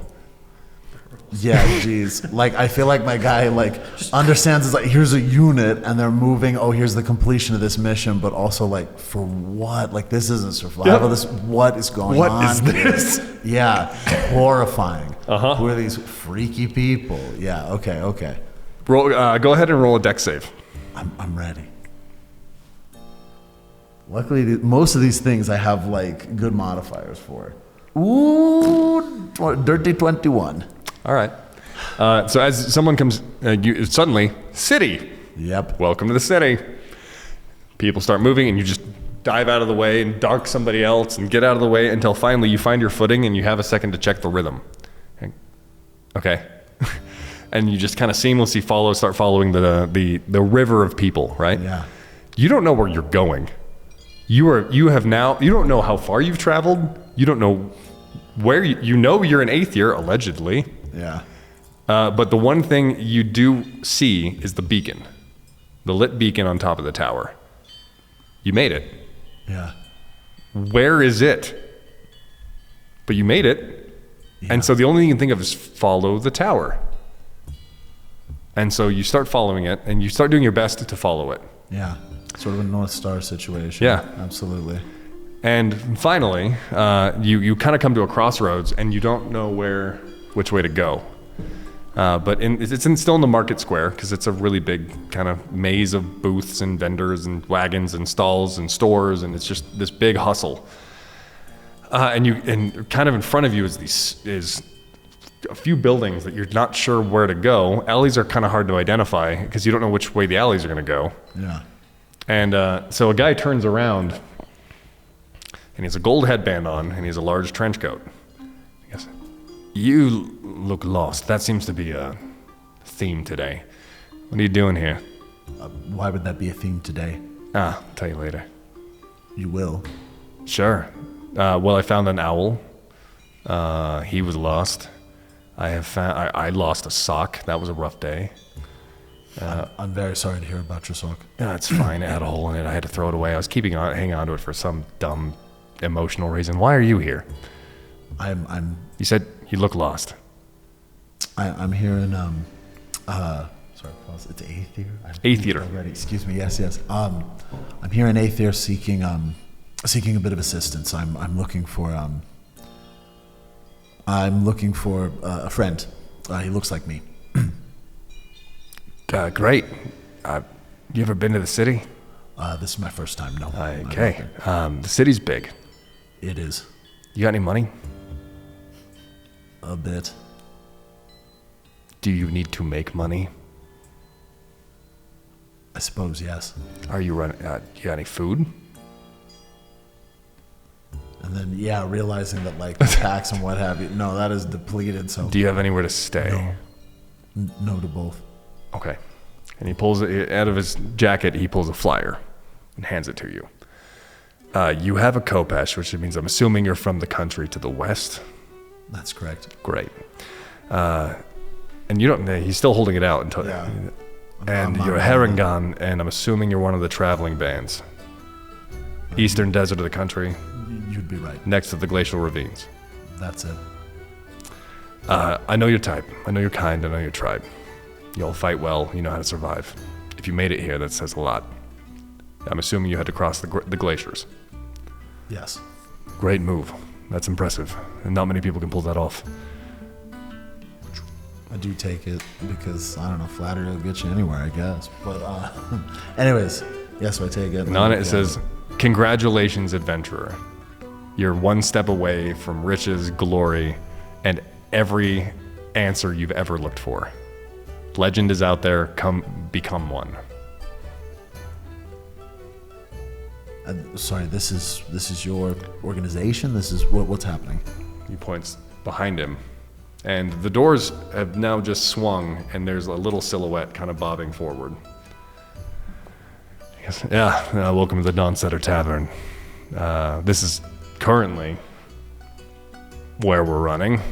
Oh, my manners. I'm Jackson Fairwind. You can call me Jax. My name is Kellyan. Kellyan, nice to meet you. I can't guarantee the money, but we've got plenty of work that needs to be done for people who know how to get a job done. If you're willing to make some cash, I can guarantee you a bed, and the food's cheap, but it's food. All you gotta do is work. It's at least worth a look. Thank you, sir. You're welcome. Come on in. Yeah, spend time looking at again. I'm just very taken Yeah. with these structures, these buildings. They're 'cause, wild. Yeah, no, for real, and just how big suddenly these tavern doors seem. Yep. But, so it's got the two big swinging tavern doors. It's got a front patio, a second floor balcony, and Yeah. it's a 2-floor structure. And it is baked into the buildings next to it too, right? Yeah, no, it's like I say, the doorway feels like a big step, but like I don't know, following my gut, it feels like the right thing. Because you're at yet another precipice. Yep, And so you take one step up towards the doors, yep. and we will conclude our 0.5 session right there. Yo, So excited. wow, I love a prologue. Holy Isn't that fun? moly! I never want to not do it. The double negative. That was what a delight. If you want to join the party wagon, like, comment, subscribe, join the adventure, and we'll see you back at session 1.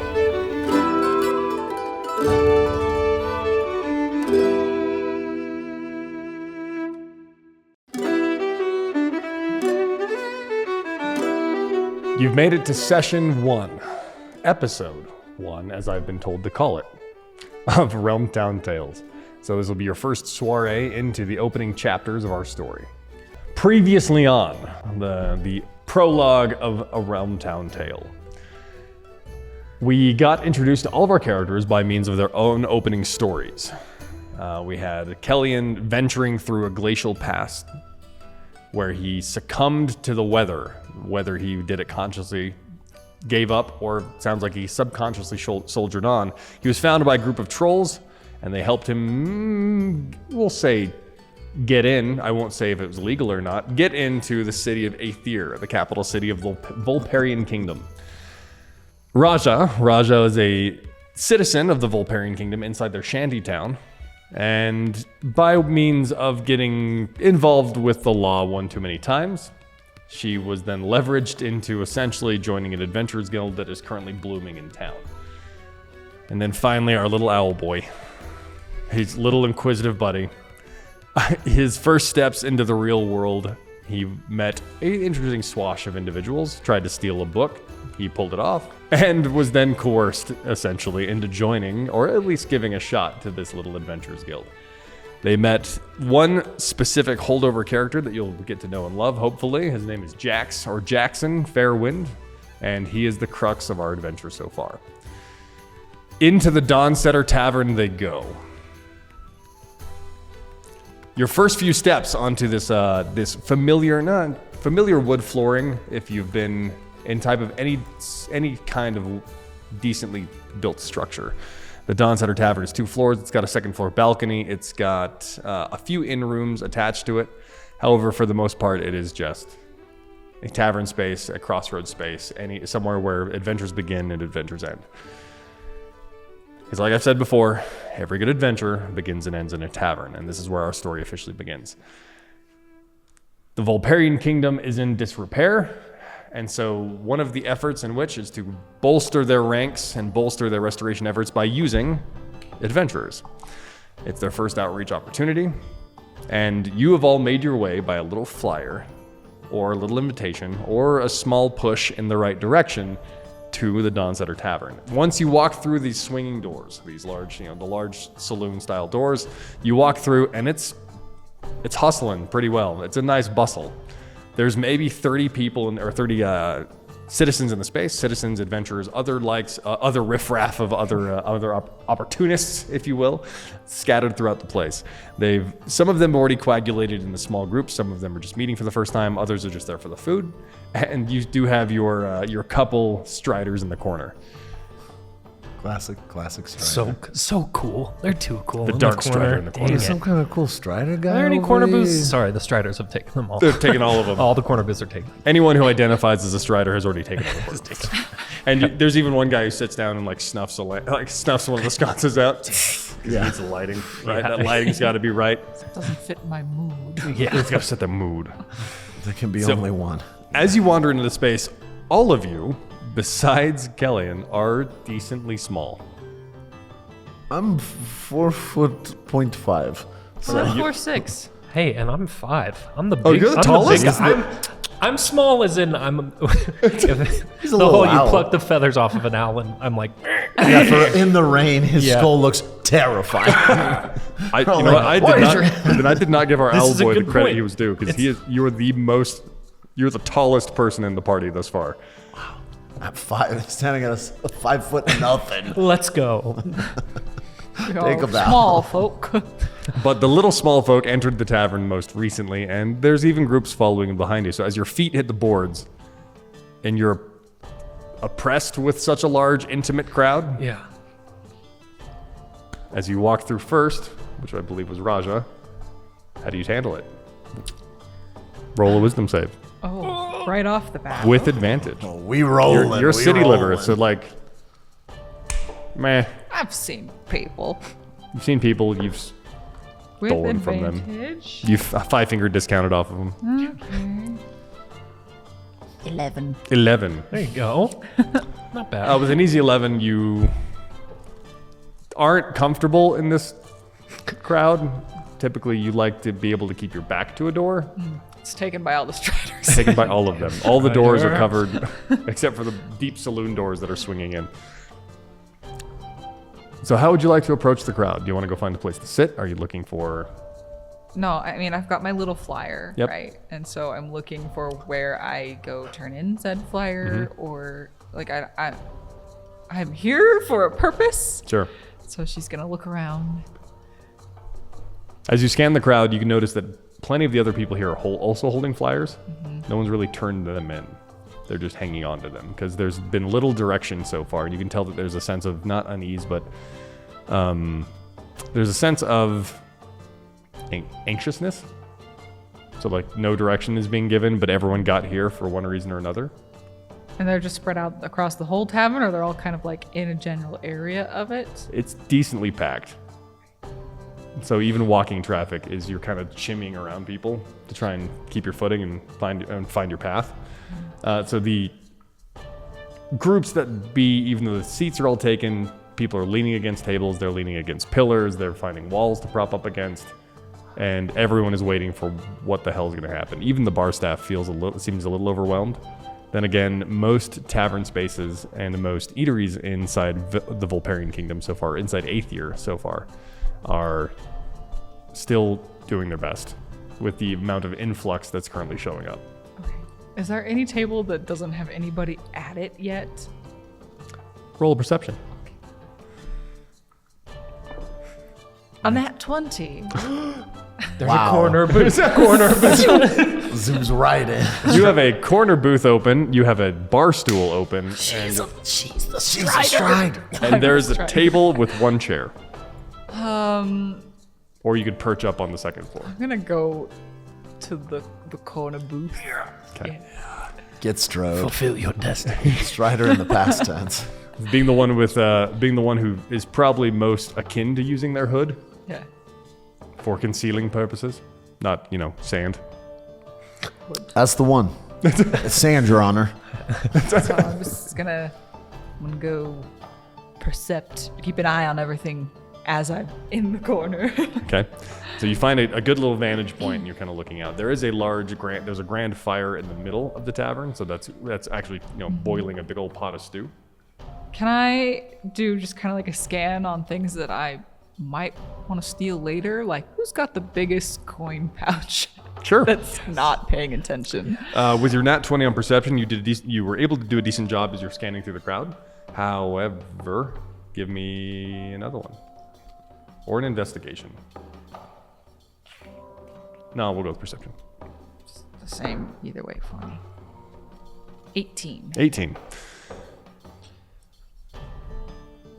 There were a few pretty solidly armed and ornate looking groups.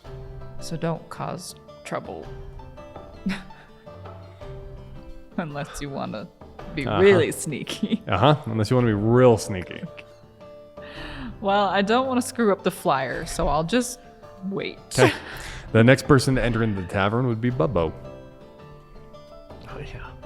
So he dropped me off, right? Yep, he dropped you off, sent you up the stairs. Is this you said it's 2 floors. Is it open up onto the second floor? Yeah. So Okay. there's an open railing that looks down. Okay. And then it's got the wrapped balcony on the front. Yeah.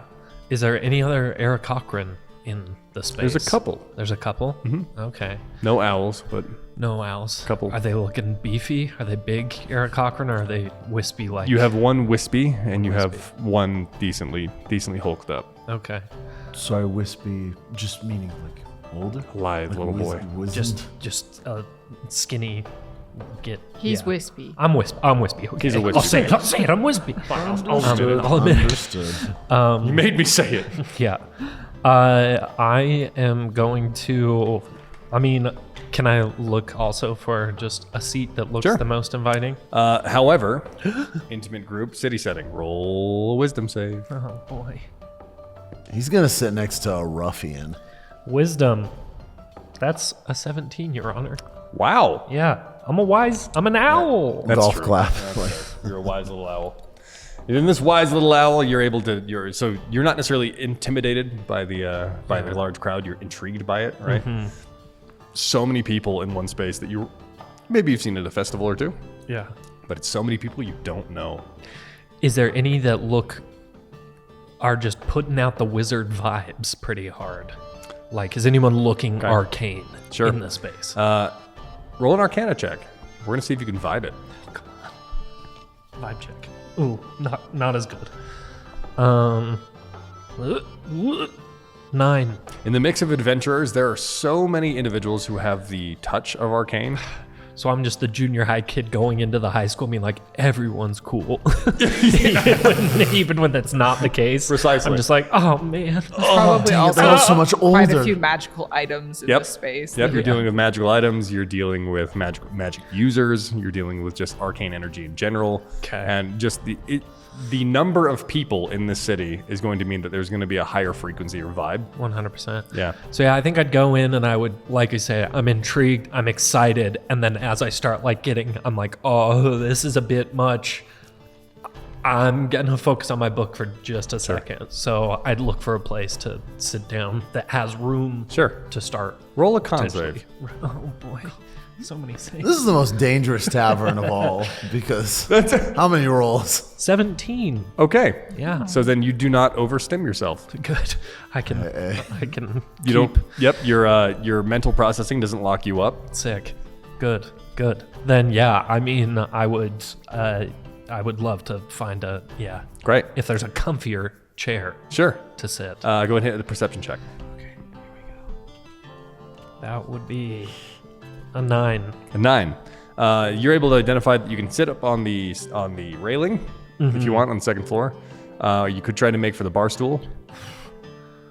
I don't know that I have the swagger to like fly up to that railing Sure. right now, so I'm just gonna go to the bar. Okay, I'll and sit then you down just at the bar. kind of Yeah, climb your way up, yeah. saddle up. Hop up there and start looking more intensely at this book that I just learned was empty. Yep. Because Jax said, everyone needs a grimoire, and I hadn't thought of that yet. Since I'm so new in my wizarding ways, that I'm kind of just like, is this the book? Is for this that? the book? That's kind of the thought that I'm Sure. thinking about right You're now. diving into this. Yeah. As you're reading your own book, roll an arcane save. Or I'm sorry, not an save, an arcana check. Thank like, you. this Thank is you. Save? The book is Roll a gonna be save. The book will kill you. Okay. The book with nothing on the pages. The line flip. That would be 11. An 11. Arcana, you said? Yeah, arcana. Yeah. The one thing you remember about the big wizard that you were inspired by Yeah. is that everything about him seemed seamless. Even though no matter how he looked, no matter what he did, no matter what spell he cast, everything seemed to have a purpose. Yeah. It wasn't necessarily like his, it wasn't necessarily literally seamless, where his pants, his gig line, his buttons. He wasn't wearing a jumpsuit. Yeah. Precisely. Yeah. No coveralls, no jumpsuit, no Yeah. spandex. But however, everything he used had a purpose. Okay. And so you start, as you're looking at your book, you start questioning what the purpose of a grimoire really is. Yeah. And what does a grimoire mean? Like, what is it to you, right? You start hitting yourself with these larger questions, and so you kind of, it causes you to fade into that realm of thought.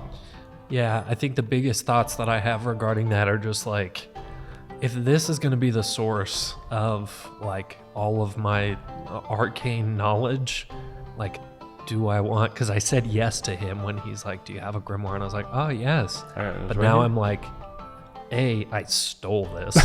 Is that something that is that what I tainted want? integrity? Is that what I want the basis to be in?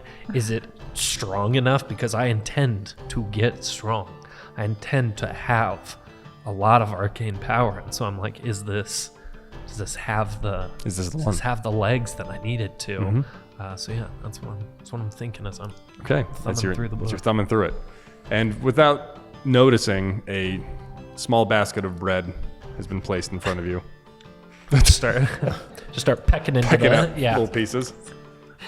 Right after the small owl swung through the doors, our Harangon fighter takes his steps up to the tavern and through the saloon doors.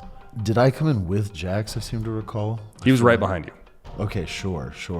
Can I talk to him a little bit more? Sure.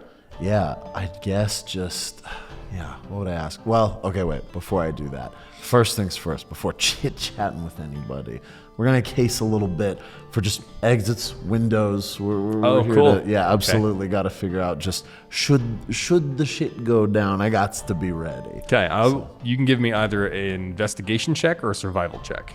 All right. We'll go either way on that one. We're going to go investigation. Okay. So, woof. 9, I suppose. 9? Yeah.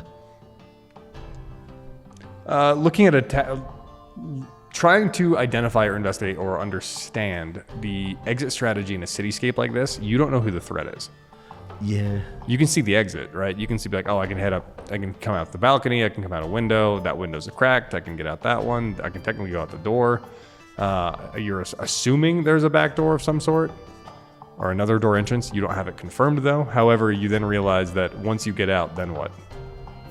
That's real life. That's real life. I was going to say, well, it is all just so, yeah, it's the city. Good grief. But still, scanning around. Yeah. Next thing I want to scan for as well, just because there are so many people, and before asking Jax anything, is seeing people leaning. I'm like, okay, word. Corners are taken, surely. So is there a space of wall where I could chill somewhere, kind of out of the way? Just be ready to listen. Yeah, there's plenty of spots where you can, I mean, there's still going to be people propped up on the walls, but for the most part, any wallflowers are going to be the ones who are like, I'm not here to talk to anyone. Right? So you know that there's going to be a little bit of solace or individualism of just hanging out on one of the walls. Good deal. And that's surely where I'll go. But, so I guess, yeah, what do I need to ask?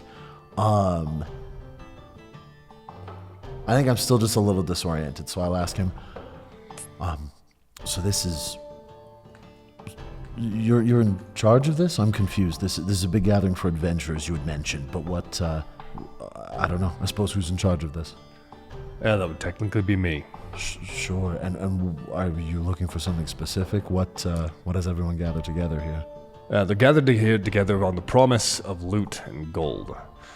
And that's essentially all I have to offer. I can't exactly offer the loot, I can offer the gold. And here's the kicker, you have to take the job before you get paid, there's no assurances up front. I have a long list of things that I need done.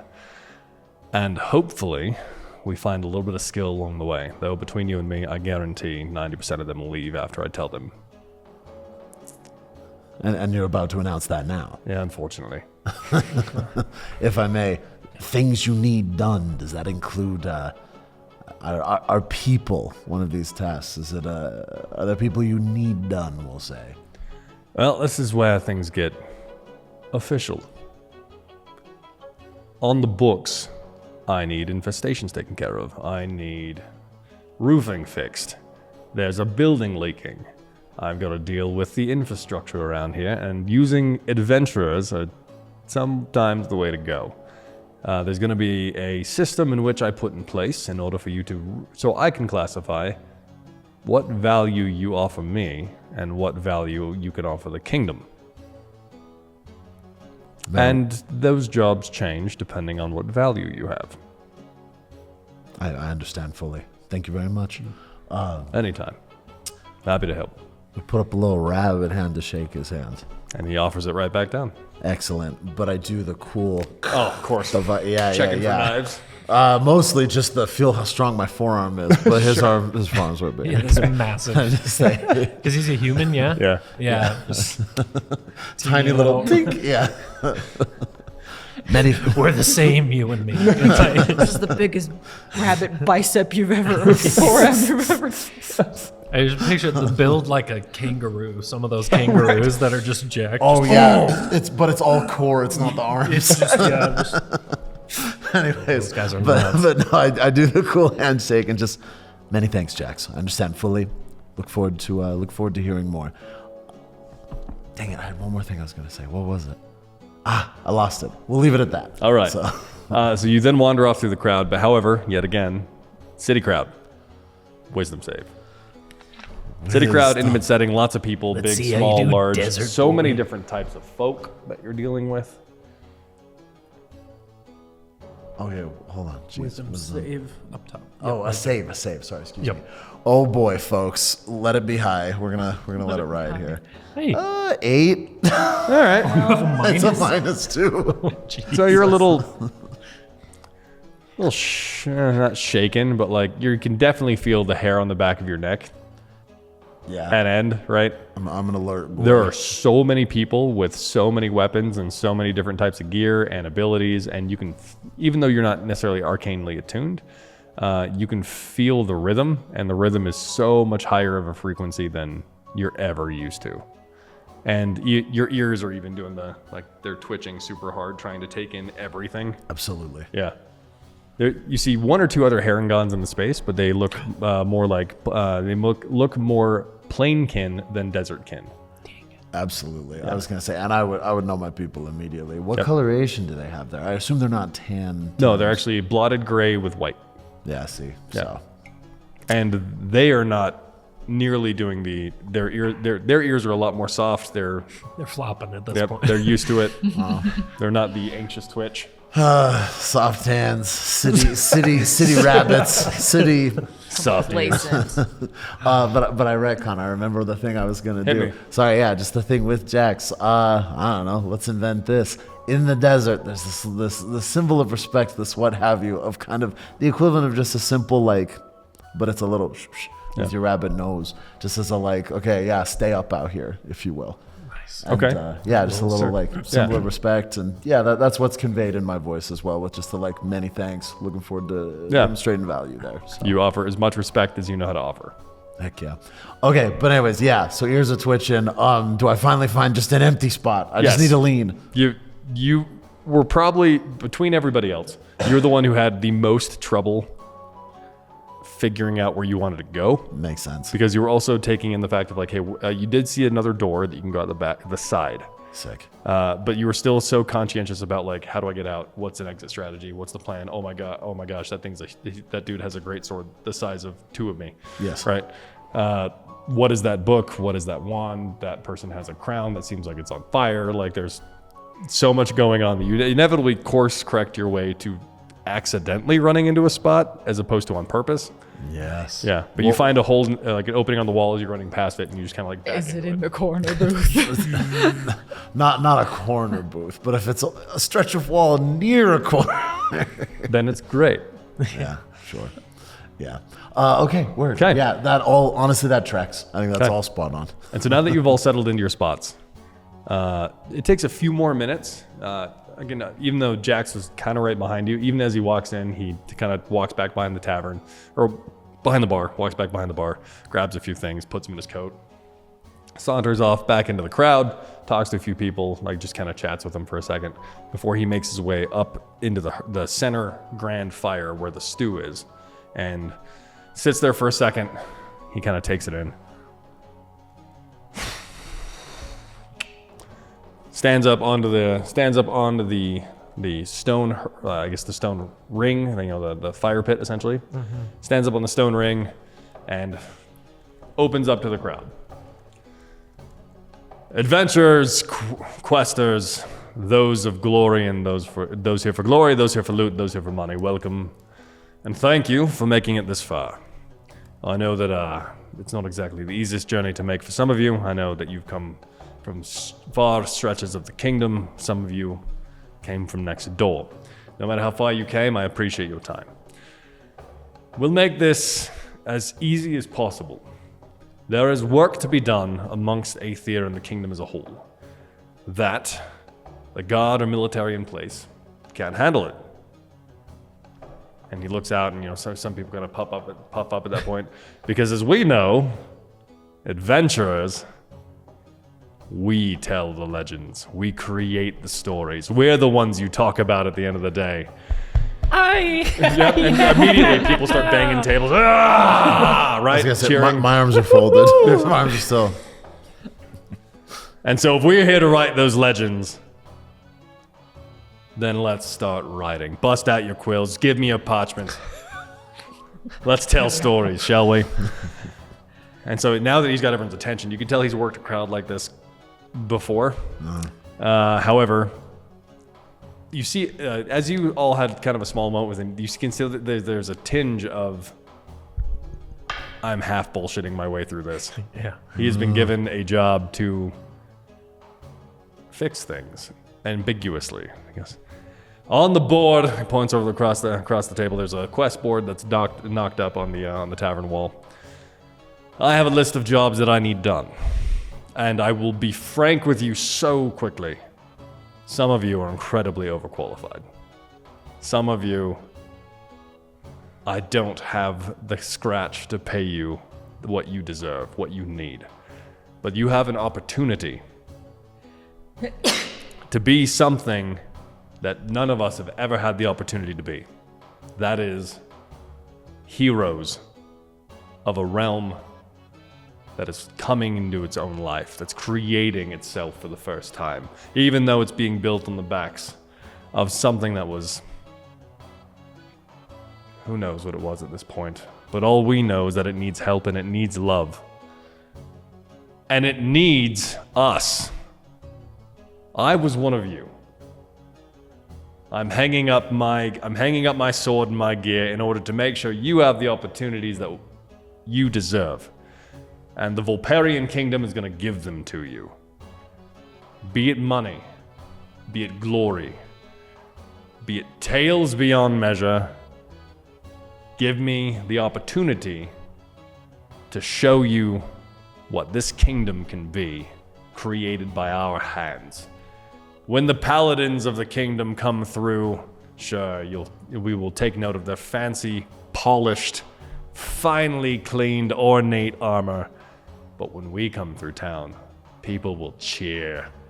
We will have the battered leathers, our hairs in shambles, and that glorious loot that we come dragging into town from reaches unknown. One of our first jobs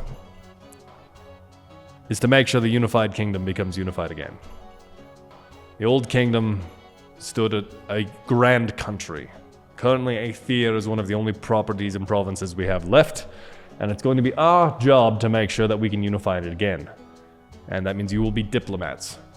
You will be problem solvers. You will be slayers.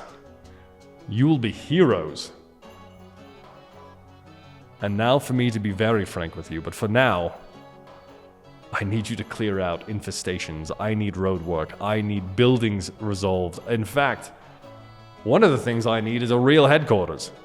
Thank you to the boss staff and the wait staff. Truly, I'll tip you greatly on the way out for letting us host this here, but the Dawn Setter is not our home. In fact, the one place I had in my pocket that I was given was recently burned to the ground. So, hopefully, when you come back from your first swashes of adventures, we'll have a new home.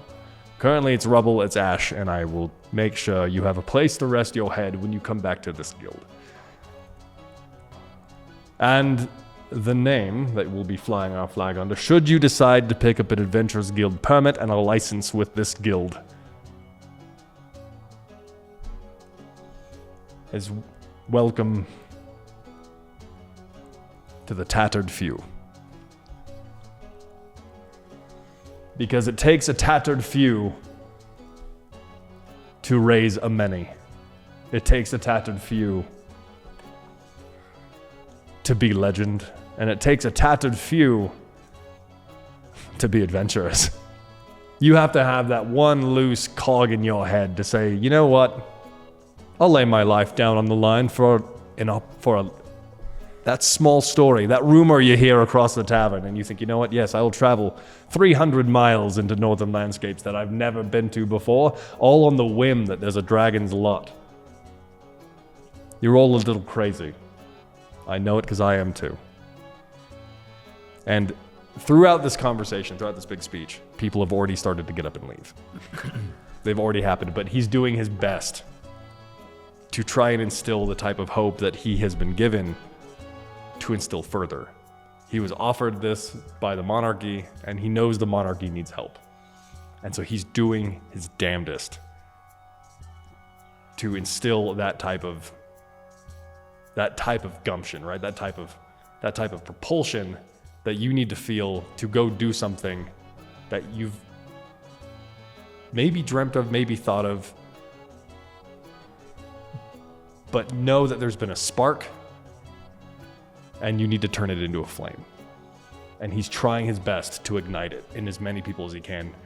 And he's selling it. He's selling it like he's working that crowd. But bloody hell.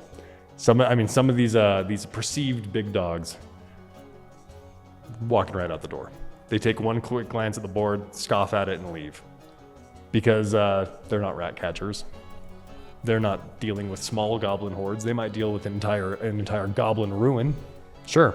They're looking for megalo dungeons. They're looking for dragons. They're looking for cloud giants. They're looking for taking on gods, demons, and monsters. Or they're in it for the money. which is fine too. And the money ain't great right now.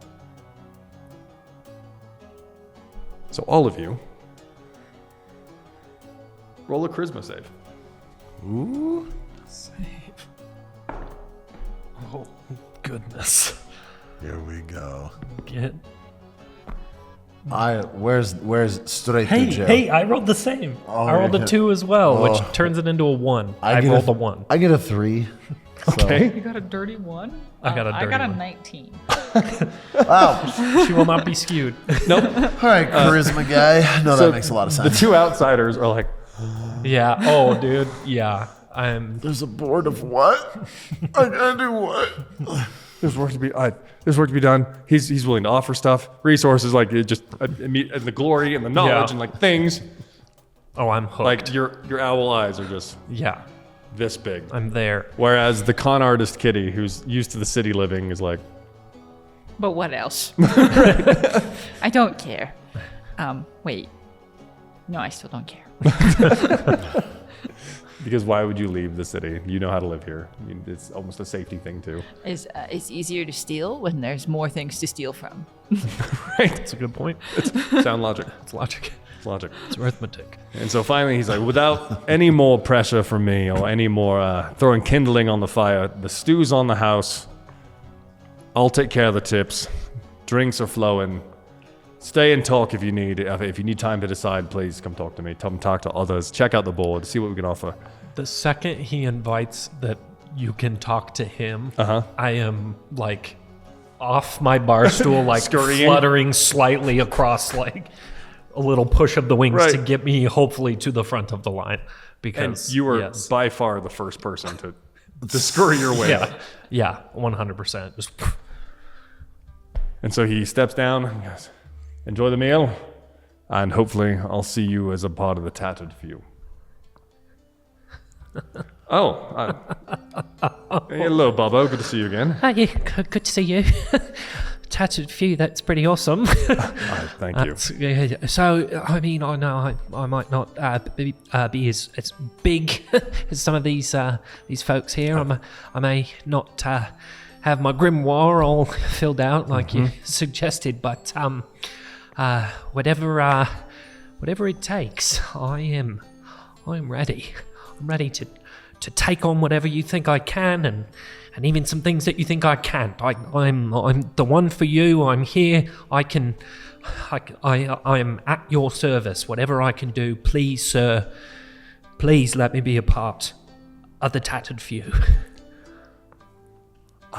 He's almost like taken back of like, that was much faster than I expected.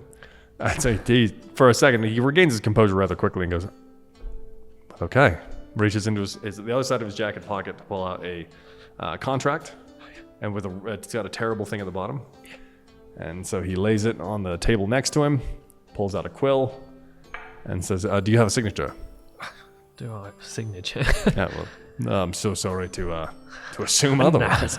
Sets out the ink in the quill and slides the contract across, and he goes in to start talking about it. And so he begins with, this is a very basic joining of a guild. This is not necessarily us beholding anything to you. This is saying that we will offer you jobs, you will complete them, cash them, and accordingly get paid accordingly. Okay. We also are going to be using a system that we can grow with. So this system means that currently at the bottom, you are all going to be rank D. Okay. And as you succeed and as you find those jobs that you know you can win, and even maybe take a risk on the ones you can't, more jobs will be opened further and farther as we go along. Okay. Plenty of D's to go around, plenty of C's to go around. However, currently I have a few on the top shelf that I can only give out to the highest ranking. Okay. And is this something where, and as he's talking, I'm reading through it all, because as eager as I am to sign up, I'm also cautious. I'm not going to be no fool. Right. But raise no fool. Is so we're part of the tattered few, but like, is this? Am I supposed to go on these by myself? Is it better to like find adventuring partners? What would you say is best? Every adventure works in different means. Okay. If you're a soloist, you're a soloist. Right. I took my stint as a soloist. If you're a party goer, you're a party goer. And so there's safety in numbers, but there's less pay in numbers. Right. However, I can sometimes stretch the jobs given if it's a party or not. Right. As a soloist, you got to earn your keep, and I have to be very aware, very comfortable with the fact that I might be sending you to your death. Right. As a party, at least you have some people to lean on. Yes. Yeah. I'll need some people to lean on. For someone your size. Yeah. It's okay. Yeah. No offense. Yeah, I get it. I'd recommend at least finding a couple to Right. Okay. scurry around with. Good. But you sign up by yourself first. Perfect. And he tears off the bottom, rolls it up, stamps it. Goes, congratulations. This is your rank D license. Thank you. Should you ever need to come to a border town if you need to represent yourself as a member of the Tattered Few Adventurers Guild inside Aethir, Right. you're going to unravel that and show it to any guardsmen, any soldiers, any mayors, anyone you may do business with that you feel like this is necessary. Okay. Use it as you will, but first and foremost, success of the job is more important than how you do it. Right. Right. Okay. Thank you. Grab some stew. Yes, sit down, I'm starving. and we'll see how this goes. Yeah. Okay. So yeah, pocket that, grab some stew, and then I'm gonna kind of just slide to the side so I can just be listening and paying attention to everyone that comes up. There's Pretty good. Yeah. That makes sense. there's only one or from the 30 to 40 people that were inside the tavern. Yeah. At this point, some people have come up and they grab the food and they give them a nod and they leave, or they grab a drink, pound it, and take off. They chat a little bit. They shoot it. You can definitely tell that for some adventurers, this was I guess one way to put it is a networking event. Dang. Foiled again. Taking business cards. That's Yeah, pretty much. Take the card, leave. You're never looking at that card. Never looking again. back. But you may have found someone like, oh, hey, we've been looking for a cleric, right? Yeah. Fill a party roll real quick and take off. However, it kind of comes down to like, as the minutes even wane on, you see them dwindling and dwindling. Okay. And so for the cat that was not bought into any of the stuff that he said, how are you perceiving all this? I think she's a little bit torn because it's like, well, I got sent here by the only person who's ever really given her kindness a legitimate way. So I guess she'd probably be just looking around the room, watching as people leave, looking for the man with the gold headband. And once she realizes that it's Jax, that's the reason that she's stayed for this long. Okay. And definitely like, well, I'm going to hear him out. And do I sign up for this just because Taryn told me to? So it's just she's stuck in this like, but also. So yeah, I think she's just gonna be maybe go up to the board to be like, Okay. what's going on What over is here? this actually though? Yeah. So the jobs that you can see on the board, one of them is covered in a minor illusion that actually blurs out what the job is, and next to it you can see an A rank. Oh. That rules. That rules so hard. Somebody did a mask and they censored it. They put a little Gaussian blur on there. Stupid. They knew they were Photoshop. Yeah. There we go. Better.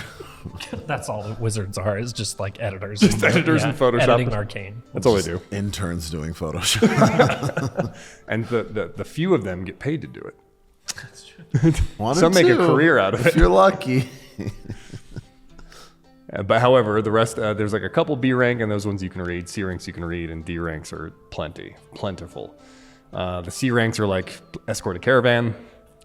The B rank you can read is actually taking on a manticore den. That is That was a outside B, That you was a said? B rank. That was the B rank. It's taking on a manticore den that's outside in one of the other provinces. The D ranks are there's a rat problem. This person needs to get their cat out of a tree. Like, you're basically doing civil service. And the pay's fine, right? Equivocal. However, it's not stolen money, so it's not easy. Sure. Yeah.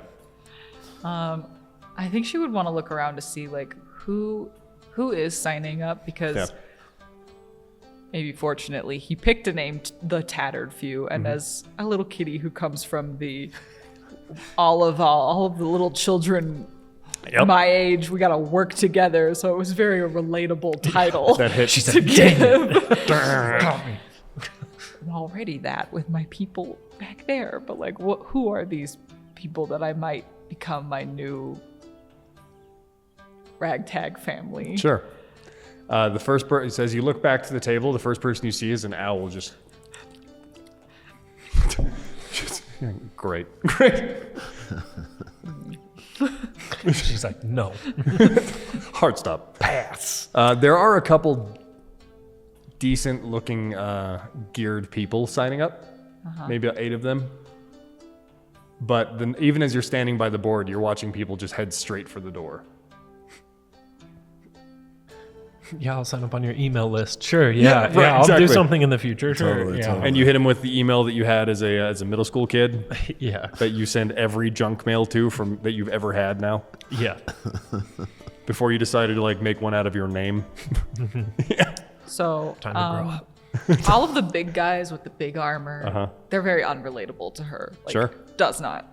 But like the owl, the scrawny, wispy owl is like, so she's gonna go get a bowl of soup Okay. and then just not say anything but sit next to him. Good luck not saying anything. Just like, yeah. Okay. And so through your own means and through a few things a few key things that Jax had mentioned, as well as the small push from Terran, led you to at least get this far. Yeah. Cool. Yeah. Herringon boy. First thing I went for was the stew. I didn't rush over. It was like all right, okay, yeah, geez, food, something Yeah. warm. Grab your something wooden to- bowl. Grab a spoon. Yeah, ground yourself. Feel the floor beneath my my little paws there. But then yeah, after having got it, wander over to the board, take a look, and like the ranks are pretty obvious in terms of like skill levels and what have you. And yeah, good grief. See the rat one, pull it down, just hop over to Jackson, just like, is this? It doesn't look like this one's taken. Is this available? Could I do this? Yes. Oh yeah, of course it is. But first, you'll need to join the guild. Oh, excuse. Oh no, It's- please. It's really more for paperwork. Basically, if you're a guild member and you offer that up, I know that you are going to cash this in, and I have the money set aside ready to pay you. The downside of being a guild master is paperwork. The high side is that it feels like I'm close to adventuring again, and I have to keep that close to my heart, or else I might drown in bureaucracy. Anyway, and he slides a contract over to you with the terrible piece at the bottom, and he walks through it yet again of like saying, "There's a rank system. You can operate as a soloist or a party goer, but this basically says that we provide jobs. You're a member of our guild. You will represent us accordingly as you see fit, and you'll be paid once the job is done. Or you'll be paid by the letter of the job, right? So it could be like, pay some up front because you have a long way to go. Very well. Is he the first one that's like brought a tab Yes. up? There have been a few people who have actually signed up, Yeah. but they didn't really take a job on the way out. It might have been a little more of, I'll see what you got soon, right? Yeah. I would be intrigued by the fact that he brought something up, and if I can see that it's a D tier task, I would absolutely Are you trying to be Inquire sneaky about about this? about noticing. Yeah. I don't want to interrupt, but I definitely, once I see it and they've finished, I definitely. Are you you're gonna go and try and do that task there? Oh, Kelly, and this is Indeed. Bubbo. Yeah, Bubbo, nice to meet you. Yeah. I don't do the cool manly one. Yeah. I do a little handshake. Yeah. Greetings, my name is Kellyan. Kellyan. Yeah, it's a cool name. Thank you. Very Thank cool. you. Yeah. Are you more of a solo adventurer? Are you looking to have some company doing the rat thing? At this moment, my boy is very torn because on the one hand, my people being part of a group, part of what I think my guy likes is this idea that we are serving a greater whole with these tasks, and on one of these, you're going to meet more people, you're going to find, my peeps, but at the same time, kind of slow to trust. So already, like, I just signed a paper, Sure. And now there's this guy, but like, anyways, I feel like his answer would be, if the right crew were to come along, yes, I would say so. Yeah, sure. I would say so. Yeah, right Trying crew. to, settle in with someone. I don't know that I'm not much of a solo adventurer, I think. Okay, yeah, the right crew. That'd be. Roll a stealth. Excellent. As I turn and look at her, I'm like, She's going to get a perfect score. We're both going to turn on. Right. 18. 18. What's your passive perception? my passive perception is probably not great. Sorry, is that a me too? Nope. Oh, I'm only excuse, 11. excuse. 11? Yeah. Okay. So Kellyan, when you turned over, you saw Raja sitting next to him, right? You didn't know she was there. Just a black cat. Just like, And so even as you turn around to go look at Jack, suddenly there's just these two cat ears and a cat face sitting Some right, eyes like, just right next kind to of you. awkwardly staring. Hi. Green Hi. eyes. Hi. Did you sign up? Not yet. Not yet. Okay. If you'd like to, I have plenty of contracts left. Not to sound desperate. Is this one of those things where I sign it and then you haul me off to jail for not doing it right? No, absolutely not. There's a lot of freedom in how you do this. If you succeed, that's all I really care about. What if I don't? Succeed. Yeah, if I don't die, but I just don't. Then you don't get paid. Oh. But nothing else bad happens. I mean, depending on what happened and why you didn't do it. If it was, you got stabbed, you got bit, you got poisoned, paralyzed, turned to stone. every word that he says, I'm like, oh. Turn to what? Okay. Technically, dragonfly is uncomfortable. Oh, it's just like I just wanted to know that like if nothing bad happened If and I nothing just bad didn't do it, or Then- I was just like I don't want it anymore. If nothing bad happened and you didn't want to do the job, do you mean as in you didn't want to be a part of this, didn't want the job anymore? No, I just don't want to sign up and then do it wrong and then end up back with the Back with what? What's his name? Oh yeah, the warden. This is what you're saying. Yeah. Earmere? Ear mirror. Yeah. I don't want an ear mirror situation. What are you doing with the golden boy? what? Ah, the lieutenant, right? Oh, Wait, are you the cat that Taryn told me about? I like Taryn. He's nice. Yeah, you're the tabaxi, right? The black tabaxi. He said cared for her.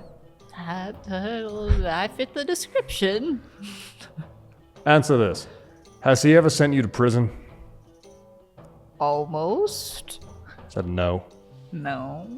Great. And you are an informant? Yeah. Right.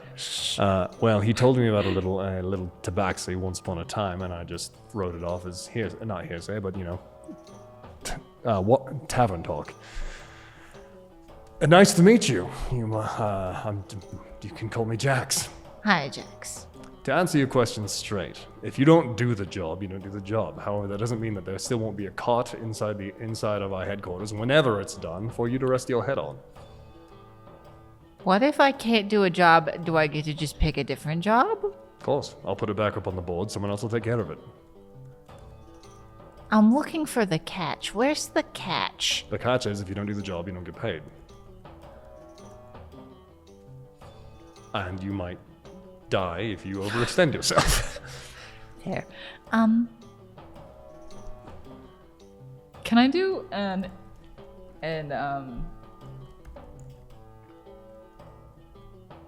What's the check that's like, are you a good person? I want insight. Insight. I'm gonna insight check this person. Okay. Hit him. My vibes. Vibe. Get the vibe check. 16. Nice. Dang. Roll for vibe check. Very good. 16. Yeah. He is very good about portraying himself the way that he needs to. But in the moment, he can tell what you're trying to do. And so he lets his guards down. He has nothing to hide from what you can tell. I mean, he has a big coat and stuff keeps coming out of it, so there might be a lot in that coat. But for the most part, seems okay. He gives you kind of the same feeling that Taryn does now, not when he was a big scary marshal. But kind of that same feeling without the sense of, I'm safe here. It's the sense of, he hasn't necessarily lied to me yet, Yeah. right? Okay. All right. Well, I'm not gonna break the eye contact, but I'm gonna like slowly slide the contract over. I'm gonna just sign it without really. It's like not breaking the eye contact. Roll sleight of hand. Because it's. She just signs in the middle of the car, like not on the line at all. Well, the one time I roll low, like, 8. An 8? Yeah. Yeah, so you. +4. Is this a roll for the signature? I missed it. Excellent. You hit the line, but it teeters sideways up Sure. the contract. Well, it's the thing is like she's always been of the mindset of like, well, this whole new government military is. I can get out of this. So it's just kind of like, I don't really care what the contract says because I'll just run away if something bad happens. Sure. So Yeah, it's just like, if this is runaway. if this is the step that I have to go through for you, then sure, but Sure. it doesn't mean much to her. Yeah. Okay, so she signs even though it's a little skitty wobbly. Yep. So And he tears off the bottom, rolls it up, stamps it, and hands it to you. Looks like Kellyan Yes. rolls up your piece, stamps it, and hands it to you. It seems like welcome all to the Tattered Few. And one of you has a job already. Indeed, yes. Is this a solo job? It could be, however, I've been down to that basement. I have some experience with rats. Excellent. I have very little experience with rats, so. I would recommend at least taking a couple people. How do I put this? They've been not governed for a while, and this was a very large grain house at one time. There's not that much grain left, but So they're the rats fat rats. are big. Fat rats. That means they're slow. I think it sounds like a great idea for us all to, kind of just see how this one goes. It's the first one. Might as well make sure that we succeed, right? I'm yes, Raja. see how it goes. Nice to meet you, Raja. I'm Bobo. Nice to meet you. to retract the clause. Yeah. Yeah. And just so you know, this will be 30 pieces of copper per head, not rat head, per each person. Okay. 30 copper. I suppose it was Rathead. No, I'm kidding. But oh wait, hold on. There was something you said before. Basement unruly. Oh yeah. Just like ungoverned. I think I would pick up on that and just be like, that is no trouble. No trouble at all. Good. Very well. That's good. As a group, I suppose. As you said, we will see how it goes. I mean, the rats are vaguely your size. Holy cow. What? A 4-foot That's rat. not a normal rat. No, they're not. They're very large. Like I said, they went a long time without anyone taking care of the problem. However, welcome all to the Tattered Few. I've got a few more people to talk to. It seems like you have a party. Yeah. So, as soon as it's taken care of, do we need to, bring the dead things back? Do we need to... You need to bring back the rat tails. Tails, okay. And so basically it's a mark to say, yes, we did the thing and I can prove it. Got it. Okay. However many you take care of, hopefully you clean it out. I'll take that on your good word. Should I see a problem come up, then we have to have a talk. Right, yeah, no, we won't. Well, we won't lie. We don't lie in this group, right? It should be no trouble. Yeah, perfect. There should be no trouble. All right. Well, I'm excited to see how my little D ranks do. Not D ranks for long, right? If I may, where is this basement located? It's going to be. So he pulls out a map of the city, lays it down, and it's actually back. It's on the cusp of the shantytown and the Castle Noble Quarter. Would I know that area? You would. Oh, So this is south then? Where's north on this map? That's north, actually. North on this map. Okay, very well. And I am saying that out loud just as like okay, wait, where is this? And then... Oh, right. yeah. Where's the best place that we could get one of these maps? I would love to have one. I'll get a few more whipped up, but in the meantime,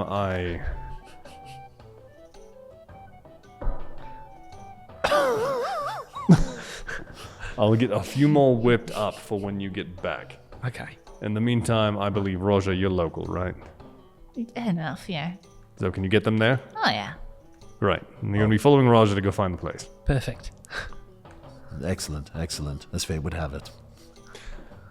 So you're going to be heading to the shanty part of town, and there's a castle wall that's technically attached to it. It should be a basement dwelling that used to be a granary warehouse. And currently we're trying to get rid of the infestation to get the grain works back in the process. Okay. Great. Once we clear it out, then Terran's boys will do the rest, and they'll set things up. We'll set up some trade, and hopefully that'll help that part of the district. We should Where open do up I go to get the money when I'm done? here. Back here. Right here. But you said we weren't coming back here. We're not going to stay here. Oh. I'm going to operate out of here until our tavern inn is done. So here for now. Until we have a guild house, this is Do you where have we're like at. hours of operation?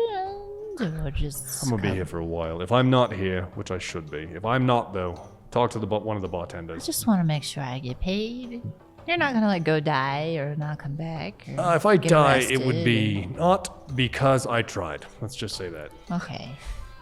Outside universe might have something else for me, but however, every job that gets taken, the money's already set aside, ready to be paid out. Okay. And Okay. That's fine. Carlin knows what to do, and he points at one of the barkeeps behind the table. I think we must be on our way. Post haste. And good luck, everybody. Make sure to grab some food on the way out, please. I've bought enough stew to probably feed the militia. I do dip. I'll take Yeah. one more bowl of just. Good. And then, this is probably the best, or the decently warm meal you've all had for a while. Why have you been traveling? You've been smuggled, or you've been a little shanty cat.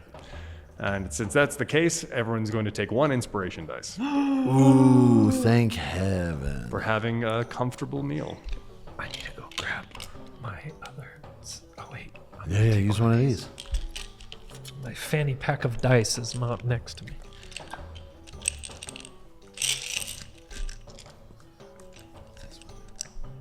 Wait, when you're saying inspiration dice, are we getting a D20? Is it okay? That's what I just wanted to make sure. No, you got it. That's good. That was the hope. That was the hope. Well, awesome.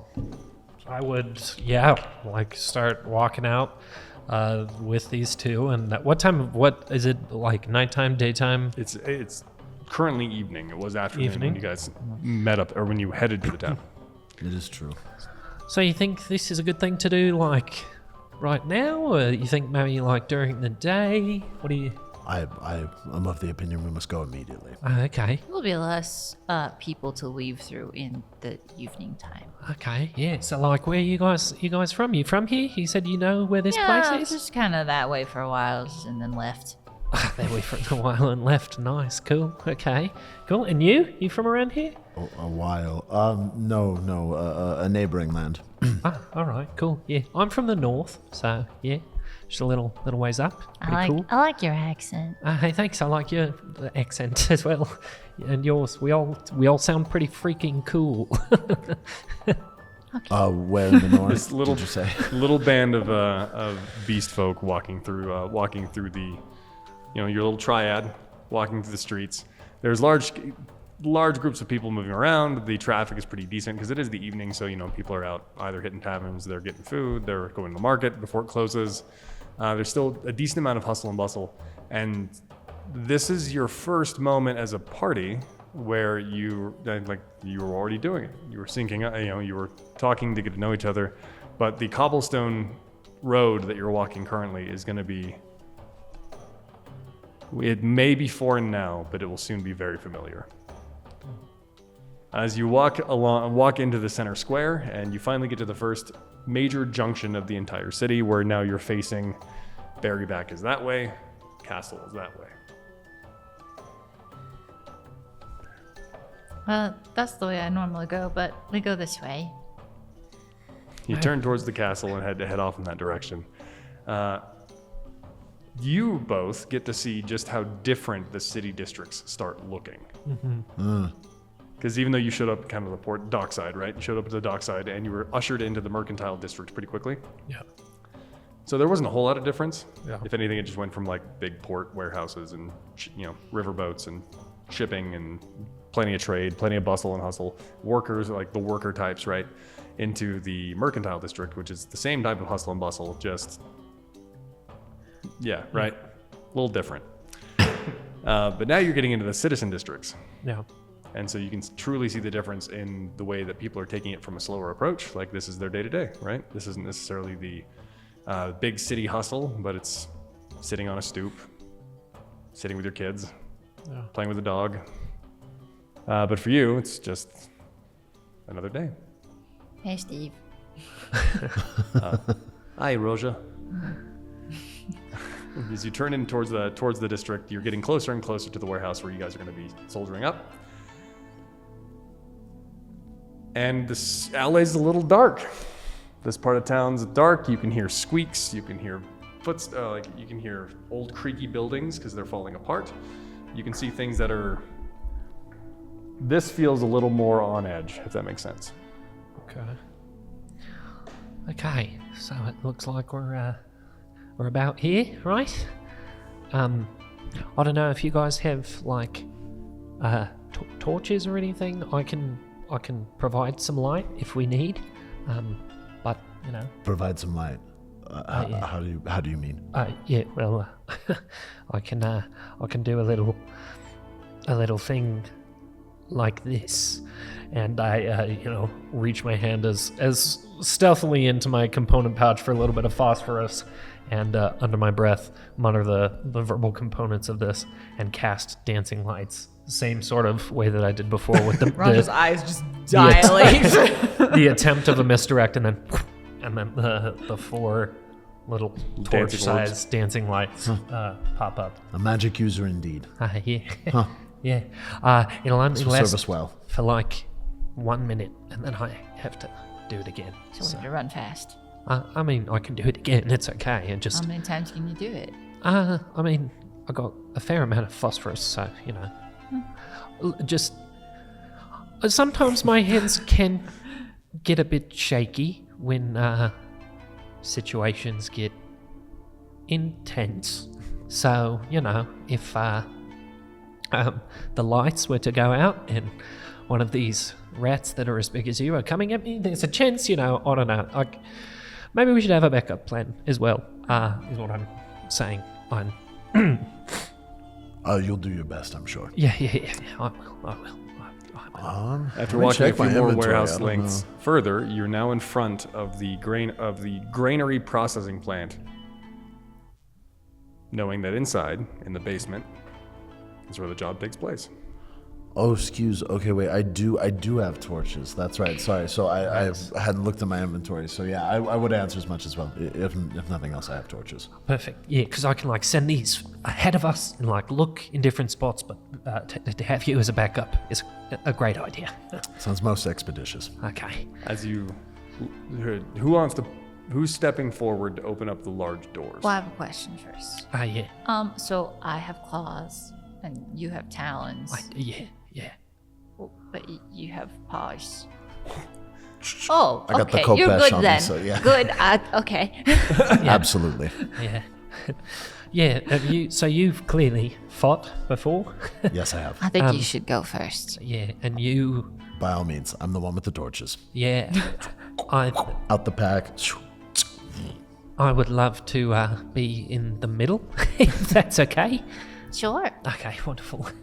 That way I can, be safe. All right. Should we try and set like a trap or something, or we just go A Do you trap kn- at the door. Yeah, do you know the No. building at all? for the rats?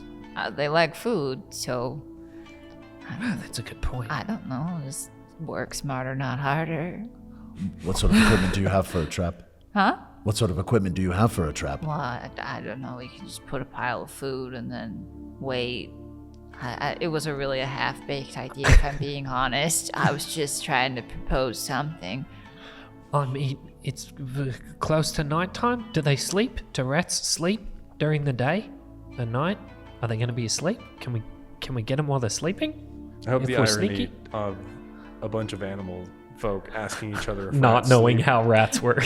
This is roll I hope roll that- over history. I hope that irony isn't lost on the audience. How do rats? I think rats are awake at night mostly. Okay. That is, I believe that as well. I think they are nocturnal creatures. Nocturnal hunters. I mean, we could wait if we want. It just might take a while. I don't know if they'd Sorry, take a while to. like set a trap of food and have them come for the food. We could try, or we could go check it out. We could simply use the food to lure them, and then, in my mind, I was just going to use my kopesh and Do rats like slash apples? through them. I think they like everything. Have some apples. I think an apple would be very sweet for them. Yes. Okay. I give him the apples. Okay, word. I'm gonna push the door open with my elbow.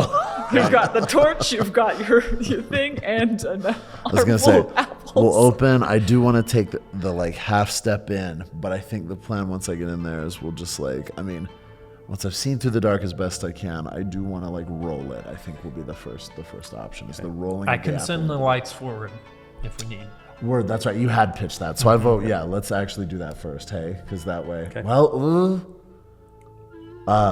no. I think I'd advise against. I'd be like, let's err on the side of caution first. We'll simply poke our heads in, get a bit of a quick look, Okay, but if it's dark and we can't see, I have and if we throw in all this light and all the rats wake up and they all come charging at us at once. okay, yeah, that's a good point, I guess. I have dark vision. I can kind of see. Shouldn't you also? Let me see. That's a really good point. I don't think I do actually. As long as it's dim light. I can see dim light as if it were bright light. Very Yeah. nice. And I was gonna darkness say, as if it were dim. I do not, wow. Well, which is weird. for For an owl? Yeah, but I guess that's why Eric Cochran is not an Not owl. an owl. Yeah. I'm not hunting at night for my prey. No, I am. You're going to the market. Yep. Well, you're off to the Alright. grocery store. I'll shuffle to the front of the line so I was that gonna I say, can I'm peek. going, Okay. and I'll explain to her. Yes, I'm opening the door very gently. I'll poke the torch in a bit, see what you can see. You push the door, and after you can see the rolling apple kind of extending out into the darkness of the granary. The darkness is fighting the torch and the dancing light as hard as it can. Not magically, but just the sense of this is dark. There's a few windows to the entire building, but it's a granary plant. Not really needed. Can you operate during the day, store it during the night? And that darkness is encroaching very hard. The large creaking of the door,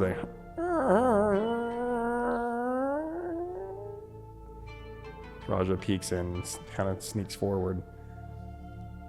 Large, beady red eyes Oh, are Lord. peering towards the dancing light and the apple. As the torchlight hits them, they flicker, and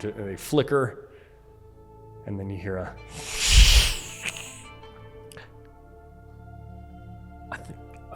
And before we roll dice, roll initiative. We'll end it right there. Ooh, jeez Louise. let me just say, they do this, and I just turned to Bubba. I'm like, this is why we don't cast dancing lights first. You rolled an apple in there. The door was creaky. The apple was rolled. The lights didn't make any noise. We'll use it to blind them after. Jeez. Anyways, I was sorry. We ended. Forget you, Killian. Perfectly fine. Thank you for joining us for episode 1, season 1 of another RealmTown Tale. The adventuring party so far has made their way to the Granary District, found their warehouse, laid bait for some big ass rats, and the rats found them. This will be the first opportunity where we go sword, board, spell, and claw, and we'll see how our little D-rank adventurers get through it. Make sure to like, comment, subscribe to RealmTown, or RealmTube. Subscribe to RealmTube. Join us for the next episode, and we'll see you again for another RealmTown Tale.